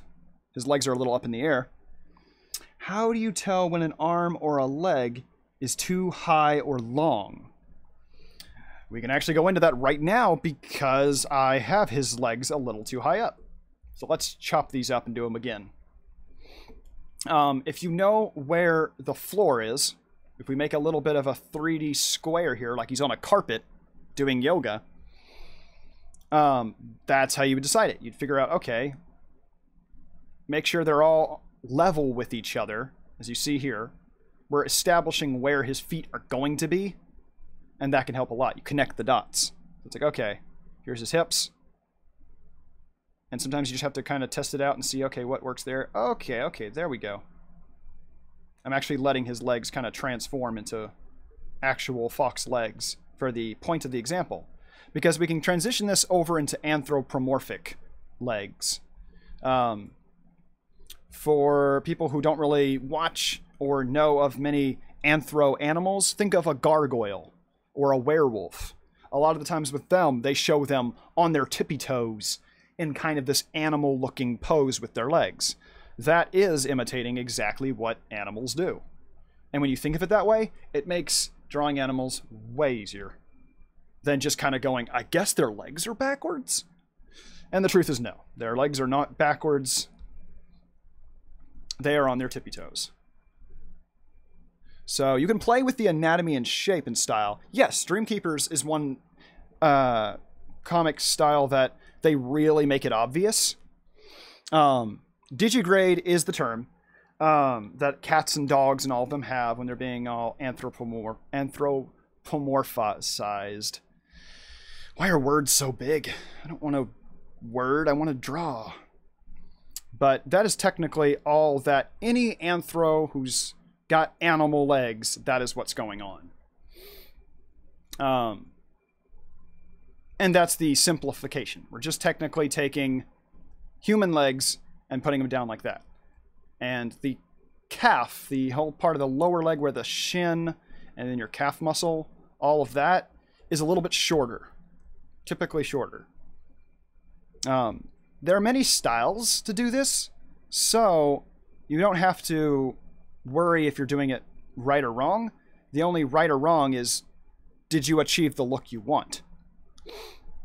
So there's many different ways. Sometimes I like to make the foot smaller at the ankle. Here's where the ankle is. This is where the heel would be. Again, animals are on their tippy toes. I like to sometimes get it going bigger at the bottom because that gives it more weight. And then we have the tippy toes, which is the paw. And then I do the dividing line and then two more. And now we have each toe of that animal. Figure out what I like it. There we go. And now, because it's a fox, you would also have the claws right here. And there we go. That helps simplify where the pose is. And when I'm drawing it in quick, like when I was drawing Gingy up here, the shortcut I use is just wherever I establish the hips are, I then just do one line, think of where the shin is, draw another big line, and then the toes. I just do something like this, and then I can start to give it weight, again, with triangles, and that helps me figure it out. Along the back, towards the butt, I tend to do this shape a lot. That tends to be my shortcut a lot of the time when I'm trying to make it look natural in a hurry. I do that. I do this kind of curve right here, because I like that look. I've noticed with cats especially, they have that kind of muscle shape with the way their fur, their skin, and all of that fits on top of. I like that curve. So it kind of fuses the thigh. There's the knee. We're fusing the thigh with the shin, I should say the calf muscle, with just a quick curve. That makes it look a little more natural that way. And we can start diving into pictures and start diving into poses. If I've got a character who's, let's say he's looking up like this, doing little animal characters just to get a feel for it. He's reaching up. I don't know what he's doing, but he's reaching up for something. There's his little hands, keeping it simple. His shoulders up like that. It's kind of reaching out. This arm's outstretched. His fingers are kind of stretched out like that because he's trying to keep his balance. Again, keeping to those triangles. Keeping to those triangles to help me get the pose right. He's a little off balance because he's trying to reach for something. And then we'll get to the hips where we're going to put his legs. Now, I think having this leg also outstretched back here makes sense with the pose. Almost looks like he's dancing a little bit. So maybe this character's dancing. But I'm establishing a little bit of a triangle to figure out where that hip is. So basically you're giving them underwear. They're a superhero now. Let's give them a cape. Now they're a superhero. They're wearing their underwear on the outside because they're a superhero. And so, once again, I'm going to do that triangle so I know the thigh. I'm just thinking of it as a person. Even though this is an animal character, I'm just thinking of it like a person. So then we've got the knee. And I'm going to add that shin and calf muscle, but it's going to be small. Then we're adding the foot, and there are the tippy toes. And now back here, we're doing the thigh. There's the knee. There's a little bit of that shin and calf muscle back there, but it's kind of hidden behind the leg. And then there's the foot and the tippy toes. We can chisel that shape out as we want. It doesn't have to be perfect on your first try. It's better to get ideas down than to stress about it being perfect on your first try. Good, Alex was able to make it. Good. I know making it a little bit of a longer episode would help. So Max is saying, a friend of mine gave me an interesting piece of advice. When you draw a line of action for the leg, draw a slanted line in the middle and build the leg around it. I know the way I do that is with establishing where the bones are. I know I tend to do something like this, where it's a slanted line, because technically the muscles would wrap around it like this. And so if I want to emphasize muscles, I'd be doing that. If this is a really buff, muscly character, the muscles imitate the bones, and so I do a slanted line like that. We can start to add in some muscly shapes like that. I know line of action is good for establishing a pose. If doing it freeform like this was a little difficult, sometimes you can just establish, okay, there's the line of action. I want him to be something like that. He's reaching up, his body goes down, and then maybe his tail and other things are kind of slanting up. You can do something like that, lower the opacity a bit, and on top of that line of action, we can go, okay, there's the arm, head's going to be somewhere here, there's the torso, and you're kind of loosely following that line of action to really find the balance and see it in the flow of the motion and all that. Like, I think line of motion can be really useful. You don't have to follow it so strictly, because if I follow this super strictly, I'd go, well, what line is this? What do I do here? Is that a leg? And it could be a leg. I could put hips here and make the leg go back like this. Maybe this character's practically falling over now. We can have this character, they tried to keep their balance and they're not keeping it. They're about to fall over. We could do that. That's actually a really nice pose. So these are totally different scenarios. This guy, he looks like he's more striking a pose. It's not quite as falling over as this character is, which actually adds a lot of impact. I see this pose and it looks like he's trying to catch a ball or a flying baby. He's trying to catch a pose here, and so his balance is practically falling over. So we've got his forearm and then hand. He's trying to keep his balance. If this is an anthropomorphized character again, and we want to refine this, we can erase here and do thigh, the knee, little bit of that shin and calf muscle, and then here is the foot and the tippy toes, which is the paw. And that's the formula I follow to get animal legs in anthro form really quick, and it's really effective for me. It gets it down without any trouble for me. So hopefully that makes a little bit more sense. Let me look in the chat. Max is saying that whole LOA thing has really helped me to make my characters look less stiff. Good line of action. It's still kind of hard to do bone and muscle structure. That will be, well, I think the only thing to get muscle and anatomy in terms of the muscles and the bones and how they're shaped is just by trying it off of a lot of pictures. Because when you look at an actual photo of a person or a fox or any animal, any real thing, that's how you're going to see the way the muscles look. The best way to draw your hand, to draw a hand, is put your hand in front of you and put your hand in that pose. If it's a weird pose, take a picture of your hand, then look at that picture. And then on the go, you can just look at that picture of your hand in just the right pose and draw it from there. I sometimes do that, but a lot of the times I just go on Google. And that can be a good way to study. You don't want to use Google and all kinds of references to copy, but you do want to use it to study if you're having trouble and you feel like you need it. Some people prefer learning in a different way or by accident or just by trial and error. It depends on your stress level, on what is most comfortable to you. I probably overthink things a lot. So whenever I'm trying to get the pose just right, just right, I'm going on Google. Or I'm literally going, I need this specific hand. And then I make my weird hand, and maybe also I put my face in the picture and go, oh, here's the pose I need. There's the pose. And then I'll take a picture. And then I look at that picture and go, that's what I needed. That's it. And so there we go. Ooh, Russell. Yeah. I'm glad you made it. From the family reunion. Good. I tried to keep the lessons a little bit longer just so that I could help other people show up. I know this was a surprise, so that also explains why it took a while for people to kind of make it on time and make all this. I understand. That's perfectly normal. And I'm still gaining my own momentum, so that's a big part of it. I need to get in a more constant workflow.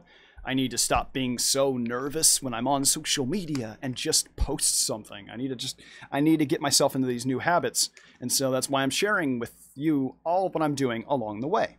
So we got into some poses and anatomy here with Mr. Fit, helping us figure out how animal legs are like human legs. Oh, you were on the Xbox. Cool. I was talking to Michael about the Xbox One. And then telling Jack about that. So yeah, I'm slowly learning more about consoles again. Because I'm still kind of in the Stone Age. I'm playing on my N64 all the time. So I still need to catch up. I want to. Because I want to be able to play on the Xbox One because of all the friends who have an Xbox. So I can get on Xbox Live. And a whole other tangent. But yeah, I'm loving all the stuff that Xbox can do. I know PS4 also can go online. I'm loving this. So, yeah. Alex is mentioning that he's always had a lot of poses in mind, but when you draw it, the poses feel different from what you think. That is me in a nutshell. That is definitely difficult. And I think it just comes from a lot of practicing. Because over time... Look, actually, let me put my drink down. Alex, here's a good example. I didn't plan either of these, but here was the first one I did, and it kind of worked, but it turned out a lot better the second time I tried it. And in the long term, it's going to be even more so. It may take 10 times, 20 times when you're trying to draw that pose. You'll draw the first one and go, the legs look too short.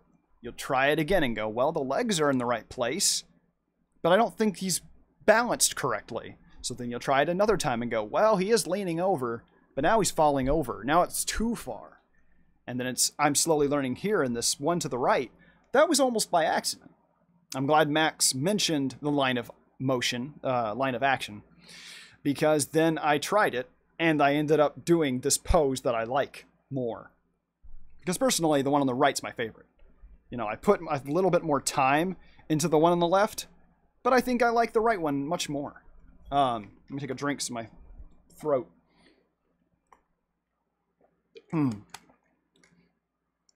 Cody is saying most lurking so I don't end up as a distraction as much as keep chatting about in terms of art.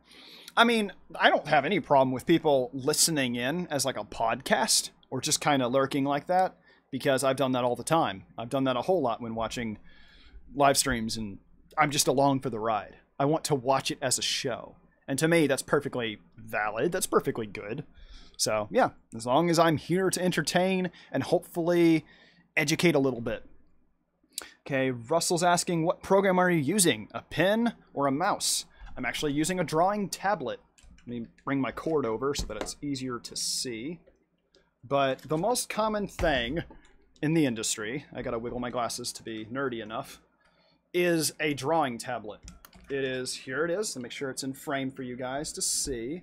I know Jack has the same one, actually, and there's so many similar models, but basically, they come in all sorts of sizes. This one was one of the cheap ones. It's a Wacom Art, I believe. Oops, I hit one of the buttons and you saw it on screen. Here's the box I still have. It is an Intuos Art. There's the box for it. They're updating it all the time, so I don't know if this is even the current model or if this one's really out of date. But with this one was only about $80 when I bought it. So this one's really cheap. They also make ones that are super fancy. I know Uncle Brian from the reunion, he has a really big one of this that's probably It's one of the Intuos models, but it's much, much bigger. And then there's the fancy one that costs thousands of dollars. I think 2,000 or 3,000. Is the Cintiq. It's spelled C-I-N-T... Cintiq? I-Q. I believe. Let me type it out. I'll recognize it when I type. There we go. That is how you spell the very fancy version. Whereas I am using this. A Wacom Intuos is what I'm using. And I pressed enter at the wrong time. Oh well. Intuos is what I am using. But there you go. Yeah, this is really useful because it's like it's just, here's your stylus. I tied mine to it because I kept losing it, and I didn't want to lose my stylus too often. I hated playing that game. I did that for years and got tired of it. So I just gave in and got some string and tied it. So now I never lose it, and it's secured with tape and all that. So, yeah, there's different models. Alex has one that he just recently bought, which is a totally different brand, but it's going to be just as good. You just kind of have to shop around, look at them. Max has a bamboo. Yeah, I started with a bamboo back in 2009 when I had just graduated high school and was super excited to try digital art because I had heard of it, but never had it. And so it was beginning of college that I started digital art. And now it's my job. So yeah, you had to, it takes a lot of getting used to, I think. That's why Cintiqs are more popular, because a Cintiq has a screen on the tablet. Therefore, you're just drawing directly at the screen. Obviously, a lot easier to learn that way. With a drawing tablet like this, you have to have your hand at the tablet, but you're looking at the screen. So it's the eye-hand coordination of this kind is really tricky. It's a little awkward to get used to. And that's why I'm reminding you, Alex, and anyone who's getting used to a tablet, it took me, I think, like a whole year before I was comfortable. Like the first whole year I was doing, it took me a while to really gain momentum and figure out what felt right. It just, you're training your muscles. Let me scroll up because I believe I missed some stuff. Max was saying it was a thing my teacher taught grad school for character development program. Okay, I think... Oh, okay, Max said earlier on, maybe I should pick up a book on animal anatomy. Used it for body structure on Outfox. Okay, yeah. Having resources is going to help. That's going to help a lot because you're going to get more ideas. You're going to get more examples. And that makes you stuck less. Because anytime I've gone, how do I draw this pose? Or what am I trying to do here? Why is drawing a building so difficult? You look at a book, you go on Google, you do something like that to give you more ideas. And it gets you unstuck. Let me continue to scroll through. Because actually you guys are giving me a lot to digest, and I love it. This is what I like. I want you guys to say as much as you have. Max mentioned that he sent me a file, and I did see my phone light up. Let me open that. And this is what I offer all the time every Friday. So if you're enjoying this, I am going to try to give more opportunities like this as an incentive for you guys to eventually be able to come over and join us in the PenMark Club. But I understand limitations. It takes time to figure it out. So don't worry about that. Ooh, there we go, Max. This is exactly what you need to be doing. Yeah, the more you do stuff like this, let me see if my phone will let me zoom in. Because this is exactly what you need to be doing to get used to anything. Let's see if the phone will cooperate. I know my camera usually does. There we go. Thank you, webcam. This is what Max sent me, and this is exactly what you do. You constantly practice it over and over. I've filled pages just scribbling how to shade, how to draw a head, how to draw hands. I still don't know that very well, even though I do it all the time. They still frustrate me. And so, yeah, like just because you see someone who's like doing something a long time, they're still going to get stuck. And so, yeah, practice is the biggest professional, it's like the biggest tip. And Miraculous is saying, did you prepare for that question, or is the box just randomly sitting around? It's because I'm a pack rat, actually. I need to throw things away more, and it's just sitting around. I also have the box for my laptop here. I just knocked something over. I have my MacBook Pro box here. I'm a pack rat. I'm slowly trying to transform my room to be a much cleaner studio, especially when I saw Aunt Joni's house. She had a really nice studio. I saw my cousin Chris's room, and it was very clean and organized. I'm organized, but I'm very cluttered. So I need to force myself to get more organized and clean stuff up. That is what it is. Let me continue scrolling. Jack was saying that his work gave him an ancient tablet, which was a Wacom, and never used it. Oh, okay. Well, you got a new one now. And yeah, this Intuos draw we're using, or Intuos art, still works really well. I remember back in college, we had a really old model of Intuos. And at the time, it was kind of fancy. But yeah, they're constantly updating. And there's finally new brands that are competitive. Like Alex got a totally different brand, an XP pen. I've never heard of that brand or model. Deco 01. I've never heard of that. So exactly, more and more options are available, which I think is really good. Alex saying it's quite nice for the size in terms of price. Good. That is very good. Oh, good. Okay. I see Jack sent me a link for that, something later. Max saying, yeah, my library has this excellent book with detailed anatomy on animals, including foxes and squirrels. Still hard with the butts. Butts are quite difficult, but they're essential. You got to learn those butts. It's why I tend to go for... if you're doing animal butts, if that's what's giving you the most trouble, it's learning how to connect the tail. Especially if you're doing an anthro butt and you're trying to fit on that tail. Follow the spine.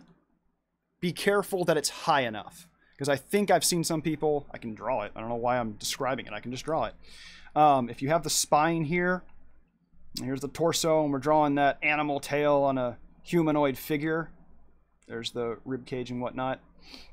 And here's an arm facing out like that. It's a little bit there. That's close enough. Make sure the point at which the tail connects is high enough above the butt. We got a really big booty, essential booty. I've seen sometimes people draw this a little too low, because technically, if you think about it like this, tail is an extension of the spine. It's the same string of bones that work that way. So all the vertebrae connect. So think of it that way. Be sure not to do it like this. I've seen some people where the tail doesn't look like it's coming from the spine. You know, if you do it too low, it's going to look like it's coming out of the butt, unless that's what you want. But, you know, yeah. If you're trying to find the right way to draw butts on an animal character that's humanoid, be sure of that. And then for animal characters, you just have to be sure that, once again, the tail is connected right. Which layer is this? Here we go. Sometimes the butt can stick out a little bit, and sometimes there's a little bit of fur fluff like that. I do use this curve line a lot, and it just connects like this. It also depends on the angle you're drawing this from, because this is a simple side view. When you're getting into weird, complicated poses, that can be a little more difficult, and you just have to practice. And I can understand with animal fantasy art, it's harder to find a real-life example because it's fantasy. You know, it's like, oh, I need to look at a real-life dragon. And when I did a video series on that a while back, it's still on my channel, to draw dragons, I looked up lots of iguanas and crocodiles and Komodo dragons. So I looked up them and looked at their anatomy, and that's how I did a painting. I looked at theirs and just kind of hodgepodged it. I think it is okay to also look at artists that you admire, whether it's in a comic book, a movie, a show, an artist you find on Twitter, anybody. If you find an art that you like, it is okay to look at it and draw from it, as long as you give them credit, as long as you admit that you're drawing from it. But doing a study that way is going to actually give you a whole lot to build from, and you're going to learn a lot. And Max is saying the whole grad school program mentioned was referring to the whole line of action. Gotcha. Okay. It's super useful, as we already saw here, which I need to try mentioning more often, because I have done it, but I tend to do it in my head. I tend to just mentally imagine the line and then start drawing the character on top of the imaginary line in my head. So it does kind of... There are some steps that artists do that sometimes they're skipping it. They're thinking it, but you don't know they're doing it. So sometimes it's good to find out what people are doing and try it and stuff like that. Yeah, Miracusa saying that the underside of my desk is like a box room full of random hardware. That is definitely what I have here. I have a makeshift shelf because of all the boxes I have here. And I ended up putting a t-shirt over it. There's my alarm. I ended up putting a t-shirt on top of all the boxes I have down here because my kitten kept falling asleep there. So now I made a little bed on top of all the clutter in my room because that's just how I am. Max is saying, define drawing from. It actually, what I mean by, if we're going to be very direct, drawing from would be pulling up a picture and then drawing next to it, or looking at it from afar and drawing it. I know sometimes to study, some people will literally try tracing it. If that helps you learn something for later, I won't tell you to not do it. But personally, I think it's way more efficient to just learn how to draw from a distance. So if you have your phone and you pull it up on Google and you go, here's the picture I want to draw. Look at the phone or look on screen, you know, having your side picture, and then use it as a reference. You can use the whole picture if you want to study that whole picture, because I've seen sometimes where I saw a picture, I loved everything about it. So then I was just copying the picture. And I say as a study, that's super useful if you want to. If you're working on you're in the middle of your own picture and you just want to figure out how to draw that hand, then you can find a totally different photo or something and just look at their hand. I would say, because of still making it your own art, don't trace it, but do look at it for ideas, because that will help you a lot. You know, like the way my hand is right now above my microphone. This hand might be the pose I want. So then I take a screenshot and then I look at that screenshot and go, there we go. That's what I wanted. And then I'm going to draw from copying this screenshot or something like that.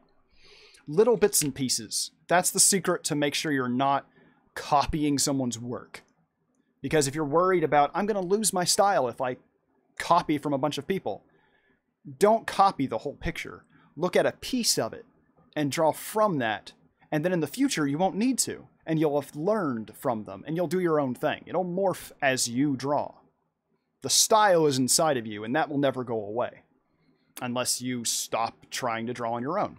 So you can learn by drawing from something. Russell's saying, you want to see Kitten? Oh, my little Vivian. Okay, well, she's in the other room. I think she's been put up for a while. Normally, she stays the night in here. I have to cover all my equipment, and then I sleep on the couch. Eventually, that's going to change. I think she's getting close. Maybe in another month or two, I'm going to be able to sleep in here again. I'm going to return to my room. I haven't slept in my room in so long. So, I think that's the goal in another month or two. She needs to learn chill. Right now, she doesn't know how to chill. She goes on full 100% energy until she passes out. And she'll pass out anywhere in the house. So, we're getting there. We're getting there. And I don't want her to bother the rest of the house when she's playing in the middle of the night. So, we just close her up in here for now. I manage. Also, Russell, I do have a video right now, an episode 1 of Playtime with Vivian. So there is an episode of her when she was like, she was like 2 months old. She was really young in that video. I have a bunch of other footage that I need to make into new episodes, but there's more examples if you want to look at that. Where's a good example of my little baby? You'd think I'd be more obsessed and have more pictures. I do. It's actually more videos than pictures. But, let's see. Well, you know what? I can just pull it up here as a winding down right now. Vivian should be an end of the stream guest appearance. I'd have to leave or text my sister. No, my sister's gone. That's right. She left. Okay, so I don't know what I'd do. Let me just pull up a video. We're here right now. Oh, I can't do it in this. I have to go to my Finder and do it this way. Movies. Go through all of my millions of videos. Too many videos. Finished videos.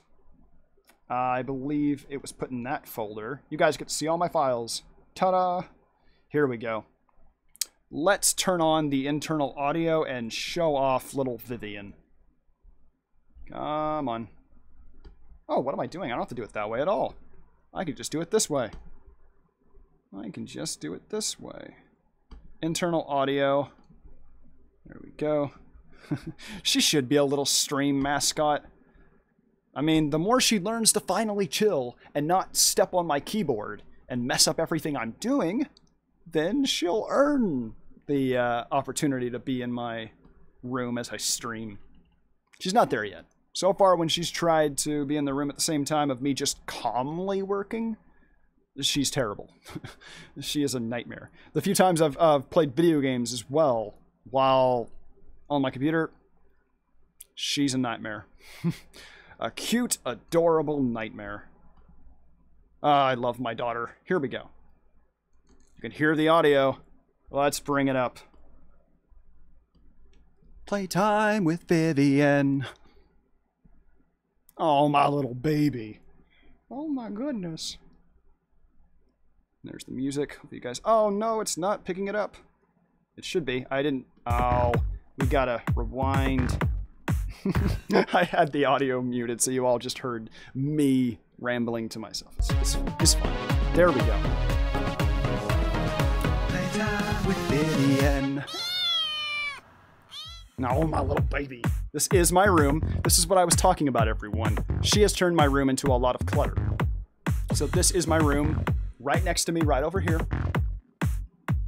I do have a tile floor. Some people found that very perplexing. We do have one more thing after I show this little tiny clip. And then we can end the public stream, the big event. She's such a distractible kitten. Oh, I forgot when she was that small, too. I've slowly gotten better at holding this steady. It is what it is. All these little toys and boxes are still next to my room. They're still next to me right now, all over.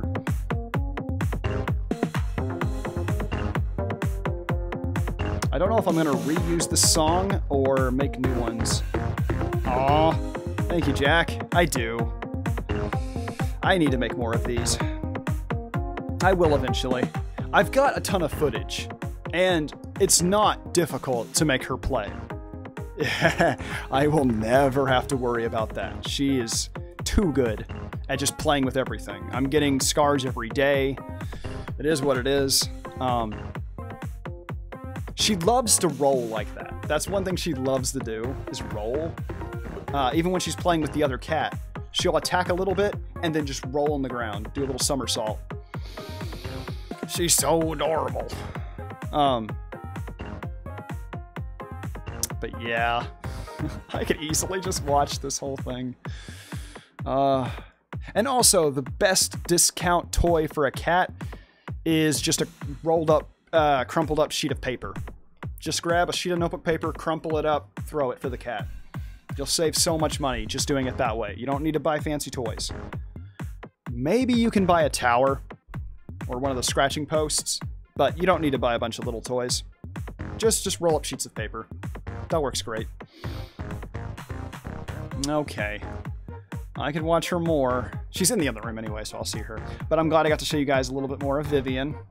Adorable little baby. She's basically just this, but more destructive now. She has learned how to climb all over my room That box behind me, as you see right there, is to stop her from climbing up there. Eventually she'll overcome it and learn how to conquer me. It'll be a constant struggle. Me versus Vivian. Another good thing about these videos is that I'm going to have some clips with Yoruichi, which is my sister's cat. They are both under a year old. Yoruichi is the older sister. For those of you who recognize that name, you get extra points. But yeah, Yoruichi and Vivian will eventually be featured in episodes where they'll play, and they play rough. It took us a while to realize they were only playing. At first, we thought they were ripping each other to pieces. We thought they were fighting, and we were worried. We had a good first month. We were just like, what are we doing? Why isn't this working? No. Turns out they just play rough. They just love to snarl and make all these sounds. So whenever we have them playing, they are just... They just do all that. And we have to just get used to it. Yeah, they hiss, especially Yoruichi. Is your sister's cat a spaceship? No, though she does like to jump around a lot. And she has invisibility mode. She's a black cat. So half the time we're walking around the house, we don't even know where she is. She's just standing there, just next to a bookshelf or next to the couch. And we're like, we lost you. Where's Yoruichi? Where'd she go? And she's just staring at us like, I'm right here. So, yeah, that is what she has. She's a visible kitty. You would think that hissing meant fighting, but we're learning firsthand. And I think I'm starting to read about it more and more because I got worried and I was like, I gotta find out a solution. Seems like the kittens are being so angry. Turns out it's just a body language thing. They hiss because they're saying, it's their way of saying, hey. Tenchi? No, Yoruichi. Yoruichi. It's another Japanese name. Which the vet, they also have a kennel where we take them there every time we're on a road trip. They've given up on trying to say her name. They just stare at us with this blank look of like, we'll just call her Yo. And so that's just what I was like, okay, hi, Yo. How's it going, Yo? And that's just what they call her. Yeah, I think it's a bit of a competition trying to establish who's the dominant cat. That's how cats are. They always have an alpha in relation to who isn't. And sometimes they both are conflicting because Vivian, my little darling, has no chill. So she just wants to play all the time, nonstop. And it drives Yoruichi crazy. Yoruichi just is like, okay, I get it. You want to play, but I'm done. And so they have to sometimes play, and then Yoruichi has to hiss and snarl and go, okay, stop. And Vivian gets intimidated and goes, okay, I'll go over here then. And then she comes back and they play a little more. It's warming up. They're starting to just goof off more. And I'm also noticing Vivian starting to imitate Yoruichi's body language. So, oh, a character from Tenchi. Tenchi Muyo? I have never read or watched it. I have to regretfully admit that. Oh, my hat. Starting to restrict my head a bit. So, yeah. It's also really, really hot here in this part of Texas. So, yeah. That's another thing. Okay, so one last thing I need to do, which also has a change in it, which, don't worry, Mirakusa, you're the one who helps me with it.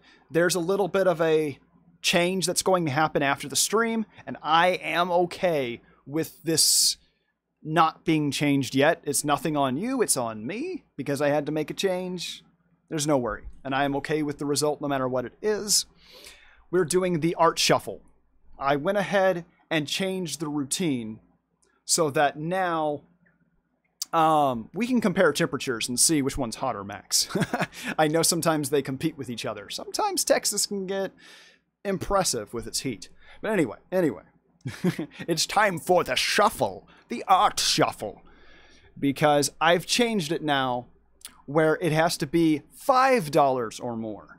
Because as I grow, if I have even the $1 tier being in the art shuffle, I'm going to lose all of my efficiency. So I had to regretfully make that small change.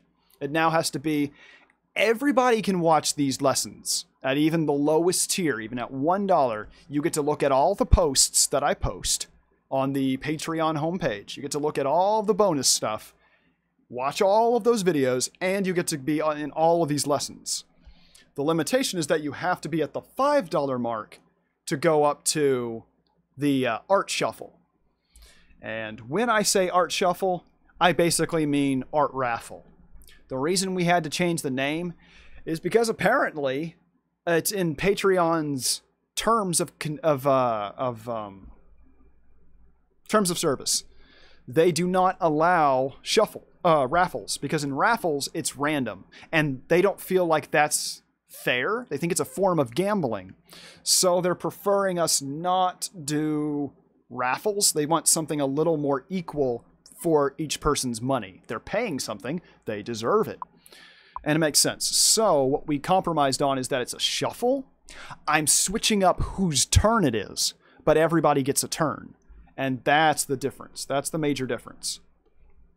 That way, we can keep it fun and interesting, but if you're in the $5 or more, you're automatically going to get something.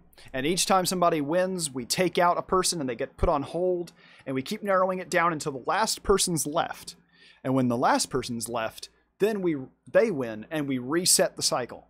And it keeps going. Each time somebody wins a shuffle prize, we just keep narrowing it down, and we go through cycles. That's been the routine. Miracusa has been unbelievably nice and made a shuffle program for me. That's really simple, but really efficient here. Let me change the format here. It says not found. That's just because of what I've clicked on. Don't worry there. Right now we'll go to the stats. We keep track of who all has won. Everything is worked out there. And yeah, I'll just have to remove person for now. I am okay if Marshall gets one more, because I haven't told him about this yet, so that's not fair to him. So in this specific shuffle this week, I'm going to let him stay in it because I haven't told him. I made the change as we were preparing for this, so he's included in this one. Exactly, I agree, Jack. Putting all this together has been super useful. So we're going to go ahead and start this week's Art Shuffle, and thankfully the numbers match up with the number of the episode. So we're on episode 22, so this is going to be shuffle number 22. It used to be I would try making a whole video and then posting that video, and that's how I did the shuffles. But I started noticing that it's just more time efficient if I do it at the end of the private lessons. It's more efficient that way. So that's what we do. It's mentioning the terms, the conditions right now, the new shuffles being created. This is number 22, 5 people. And Geen won the last one. We don't want too many people in a row, so we also put someone on pause and they won't have their turn until the next cycle. That's the routine here. And yeah, for me, I guess it still shows the not found. Maybe it is my cache. My cache. Maybe it is my cache that needs to be cleared. Granted, I like to keep the password. I'll put the password in by type. I need to memorize that anyway, so. And, okay, making sure I've caught up with everything. No more discounts on the comm if I win now. It's true. Unless you want that, Jack. But yeah, let's go ahead and dive in. We're going on with this shuffle. Right now, Geen has been put on pause because he won last one. So now we have all the numbers for everybody else. Everybody gets a turn, so this is fair. It's a step different from a raffle where some people don't win. Everybody wins, we just take turns as to who. So here's a live demonstration. We're going to find out when I generate who wins this week's Art Shuffle. So without further ado, I don't have any drum roll music. If you are watching this right now, do your own little drum roll on the desk. So yeah, I'm always wanting music, but it works. Here we go. This week's Art Shuffle. Number 23. That is Ike. Ike is our winner for this week's Art Shuffle prize. And we even have fireworks. I love that touch. It's so 8-bit. I love it. So now I will take a screenshot. This is the routine I always do to help someone know that they have won. I like to take a screenshot as I'm live right now, and I will send this over to Ike to let him know that he won this week's Art Shuffle.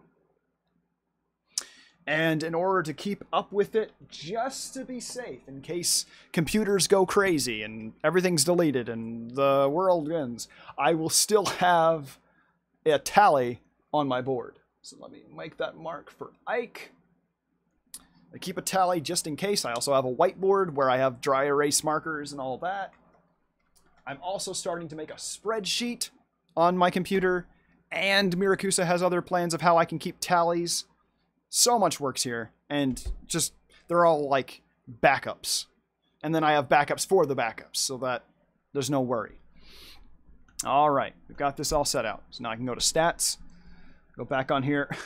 Jak doing the air horn. But I didn't want to hurt your eardrums, so I voted against it. And Miracle is saying, next time you log in, press F5. It should bring things in order. Oh, that might be it. Okay, good to know. It's for refreshing it. Okay. It does look a bit out of Homestar Runner. Yeah, exactly. I love the firework thing. Random free GIF. Hey, it works, and I like it. So I'm glad you have that. Maybe I could coordinate with you at some point in doing my own little animation for you to put in there. I don't know how difficult that'd be. If you just need a GIF image, I can easily make a GIF image. So maybe we'll take note of that, Miracusa. I'll coordinate if you want to do something like that. I don't want to give you too much work. You're already doing so much here to help. So we have a tally here, and I have a tally on the board. This was fun. There we go. So that's always how we end these private lessons, is doing the art shuffle. And you can still see it's a quick zoom in. We've got a little peek behind of Mr. Fit, just slowly peeking in. Mr. Fit is watching you draw. But yeah, that's just, I'm way too entertained by that, so I need to go ahead and return to the chat here with you guys. But that's it. We managed to go quite long. These lessons are usually kept to about an hour because I want to make sure that everybody can re-watch this if they're not able to make it, you know, because a lot of the times people are dealing with time zones or they have a job that limits their schedule. So I try to make sure that there's a backlog of recorded episodes, and I want them to be a length that's not too long. So we usually keep them about an hour. This one's a special event, and so I kept it as long as possible. Maybe I can dice it up and post it in separate videos later on if people request that. But for now, I'm just keeping it to this long, big event. I might go ahead and chop it up. We'll see. This is a fun event, though, and I like people being able to see these lessons I do. And this gave you guys more time to show up because this was a surprise. I think we could do this more often. I think you were good to correct me on my wording on the tweet, Jak. I do think we could do more of these in the future. I have to keep them limited. I'm being honest. I have to keep them limited because the incentive is that this is my job. And to help me survive as a freelance artist, helping me on Patreon makes the biggest difference. Miracusa, Jak, a bunch of people, they're my livelihood. They are how I pay bills. You know, I don't like to make it all about that, but it does help out. It's how I'm making a stable living, because commissions work, but they fluctuate. You know, sometimes you get a lot of commissions and sometimes you don't. So having Patreon's a much more stable paycheck. And so I'm trying to include rewards and lessons and stuff like this. And yeah, Jak's mentioning maybe once a month or every 2 months. We might ease into it. Maybe we'll start every 2 months, and then if it takes off well, maybe we can up it to once a month. I have to keep it balanced. Yeah, we'll try it once every 2 months. So maybe the next time I'll do it, is at the end of July, or maybe at the beginning of August. Maybe in August, we might do another one of these if you guys enjoyed this. And this is also a way to let you guys be included in seeing how much we can do in the lessons. So let's return to the original. Oh, it's doing the intro. Intro! Surprise intro again. I didn't mean to do that, but there it is. That's just a thing. It was a preset. I'm still learning all the things that OBS can do, and it's really useful. But I accidentally clicked it, and it did that, so it didn't have an undo button. So you got the intro again, making sure you're awake. Max is saying you want to learn how to be a freelance artist. Right now, you just got to be your very first job at a grocery store clerk. I also started at a grocery store. I worked at Target for 5 years. And I started to get commissions during Target, and I was at college. I was doing too much at once. It's why I had a health crisis. I did way too much at once. But yeah, where was I going with that? It just takes diving in. I've given you some advice, and I can mention maybe a full episode on advice for commissions. You'll also need to make a terms of service. Just to have handy. I have one right now over on one of my sites. I think it's either on DeviantArt or for Affinity. I think it's on that, which isn't the most stable. I think I'm just going to go over to Google Drive and make a Google Drive file that way, a Google Docs. That's the term. I think that's going to be a more useful location for my terms of service. And then you make a price sheet. It's actually pretty simple, and then you just have to practice. You just have to constantly make pictures as if you're being commissioned. So while you're waiting for someone to show up and you have no customers, practice making examples. Just make tons and tons of examples. And you get to be the one who decides what you're drawing. So I would make examples of like, you know what?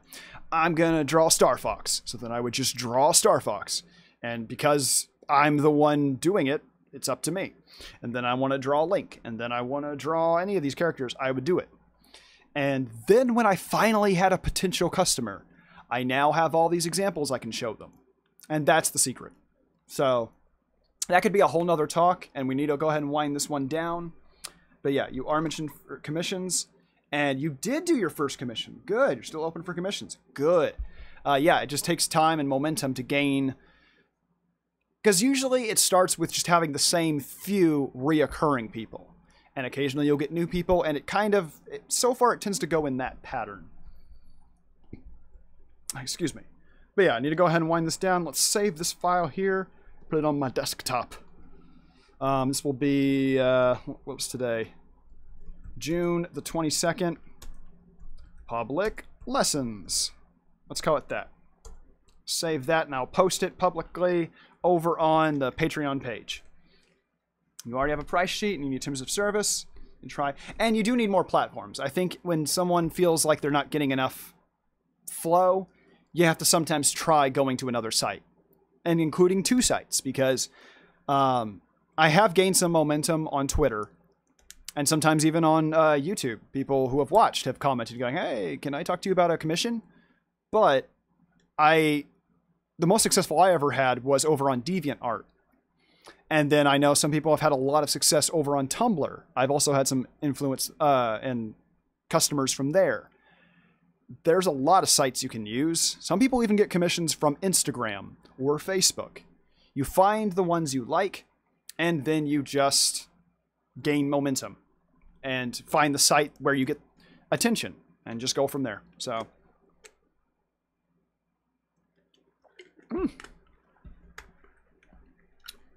Max is saying you don't really post as much on FA. I rarely do either. I don't remember the last time I posted on there, actually. I am bringing myself back into DeviantArt because it was useful. Oh, Mart, you showed up too. Oh, yeah, I had posted in the Wolf Wizard chat on Discord. I didn't know if you had seen it. I guess I needed to post it again. I think when I posted it, people were in the middle of a conversation, so that happens. It's the tricky part with trying to go into a group chat. So posting at multiple places, Mart. I also went ahead and posted on Twitter and other places, but I think I like the idea Jack said of doing more of these, so I can do more lessons in the future. Publicly. As an incentive to eventually join me here on Patreon, because it literally helps me make a living, and you get constant lessons and bonus features, and if you pay $5, you also get art shuffle pictures, which are these prizes. So there's a bunch of stuff to do. Hollow Knight is a good game, I understand. And I know a lot of people also listen in as just a podcast, so even then it's like, it's fine. You know, there's different flow, different preference, that's fine. My bot in the chat room also posted the sites that I use the most often, which are Patreon, Twitter, and now DeviantArt. I'm coming back. I'm returning to DeviantArt. Because, not even by choice, but just it happened. DeviantArt's where I get the most traffic. And so I need to return there. It's been months since I was doing much on DeviantArt, which is sad, but I need to. So, yeah, that's a whole nother topic, but yeah, you have to kind of expand on social media and find that balance you like. So thank you all for watching this week's private lesson. I was really, really excited. I also had fun making that little slideshow at the very beginning. I know some of you were able to see it. I know Cody was there to see it. And I think Jack showed up just in time. Might have been. But there was a little slideshow at the beginning. I might consider doing that for future streams and like eventually. I want to have a slideshow 10 minutes before every stream so that it leads up and gives people time that it's technically live, but you don't have to. It gives me and Jack and Silly, whoever I'm streaming with, it gives us time to prepare and people to show up in the chat room. I like it. I've noticed one of the streamers my mom watches, actually, she is always showing me him, and he has a slideshow on like 30 minutes before. And so, yeah, I figured out how to do it. It's really useful. I just have to be sure not to click it again, because if I go over and click right now on one of these little presets here on the screen, it'll instantly go back to it. So that's a thing. Oh, okay. I'm glad you like that, Jack. Yeah, I think we could do different versions of it. It didn't take me long to make. Yeah, the pre-roll. Good term there, Miracusa, because what was it? Come on, brain. Use that brain power. I'm getting sleepy and hungry. It's a sign that the stream's about to end. I had to maybe spend an hour. It wasn't really that hard to put together a little like pre-roll of different images just moving on through with some music. And I tried to make it look like a newscast type thing. I had fun doing that. Which, again, talking about references, all I did was Google and just look at the examples and go, oh, that's where they tend to put the text. Those are the colors they tend to use and how they line it up and what's the dimensions and all that. And then, yeah, just put it through the video editor. Took maybe an hour, but we could do different versions for different streams. I like this idea too. So that could help you guys have time to show up and get comfortable, and then right as it gets to the time that it says on the pre-roll, then we begin. Gives us time too to like be on the spot. When we know we've started the pre-roll, then we'll get in mindset of, okay, time to begin. Here we go. Pep talk. Let's go. Let's go, team. Go, team. Yeah. So that's the idea, and I'd like to try that more. Because it's fun. It's something new. Got to freshen things up and have more variety. So I hope you all enjoyed this new thing I tried, doing a public lesson here. I will try and do this in the future at some point. This was the incentive that if you would like to support me, if you enjoy watching me do this, even the tiniest amount over on Patreon helps me continue to do this. Because also the more support I get over there, the more time I can spend making videos and streams. Because lately, if you all notice that I'm a bit of a hermit, and it's sometimes hard to get a hold of me, it's because I'm constantly working on pictures. In between groceries and chores and whatever, I'm basically just in front of my computer 8 hours a day. That's why I have to regularly stretch. I have to get out of the house sometimes and just force myself to go on a walk. But I'm basically doing 8-hour days every day, just constantly. I just, even on days where I have a stream, I still try to do at least 4 or 5 hours beforehand because I need to get some progress. Because after a stream, I'm pretty tired. So the more success that eventually Patreon gains and I become stable there, it'll ease the pressure off and I can focus on making these videos. And we can still take commissions. I can still build all the stuff, but I like to, I'm finally mentioning all this. I'm not the type to advertise, but it's just becoming a phase right now. I have to get into it. So I'm really glad you all were able to show up. I forgot that I had a light on over there. This was a big new thing. I got very excited. And obviously this was the first one publicly. We did 21 episodes before this, and that gave me a lot of practice. And so now, hopefully, this was easy enough to follow along as I rambled. We managed to get up to 2 hours and 39-ish minutes. 9. So hopefully that was easy enough to follow along, even if it's sometimes just relaxing to listen to, and then other times you're watching the screen and studying. All of that. I try to keep it a variety and entertaining. So thank you all for watching. I need to stop myself before I continue to ramble, as much as I would enjoy that. So thank you all for watching this week's episode. I do these every Friday, and I will still continue all the streams I'm doing with Jak and with Silly. I may even introduce a couple extra streams so that I can get more momentum here, practice advertising, show you guys what I'm working on, and be less of a hermit. So that's an idea that I am considering. But yes, all of the normal stuff we've been doing, that's staying. Jak and I are saying Tuesday will still be when we're doing the Jackrabbit stream. And we're aiming for Sunday to be the public stream with me, Jak, and Silly. I think Silly is still out of town. I'm not sure when he's coming back. Either way, we'll have that planned. Otherwise, we will see you all on Sunday. That's the plan. I post all the heads-up updates on Twitter, just to let you guys know. I know sometimes people are caught off guard. Twitter is where I post all of the news. I'm learning to post it other places, but Twitter is where you will always find out. Thank you for getting that command there, Jak. I was talking and moving with my hands. I didn't type the command. But yeah, thank you all for watching, and I will see you all on Sunday is the plan. So good night, bunny buddies. Bye-bye. Bye-bye.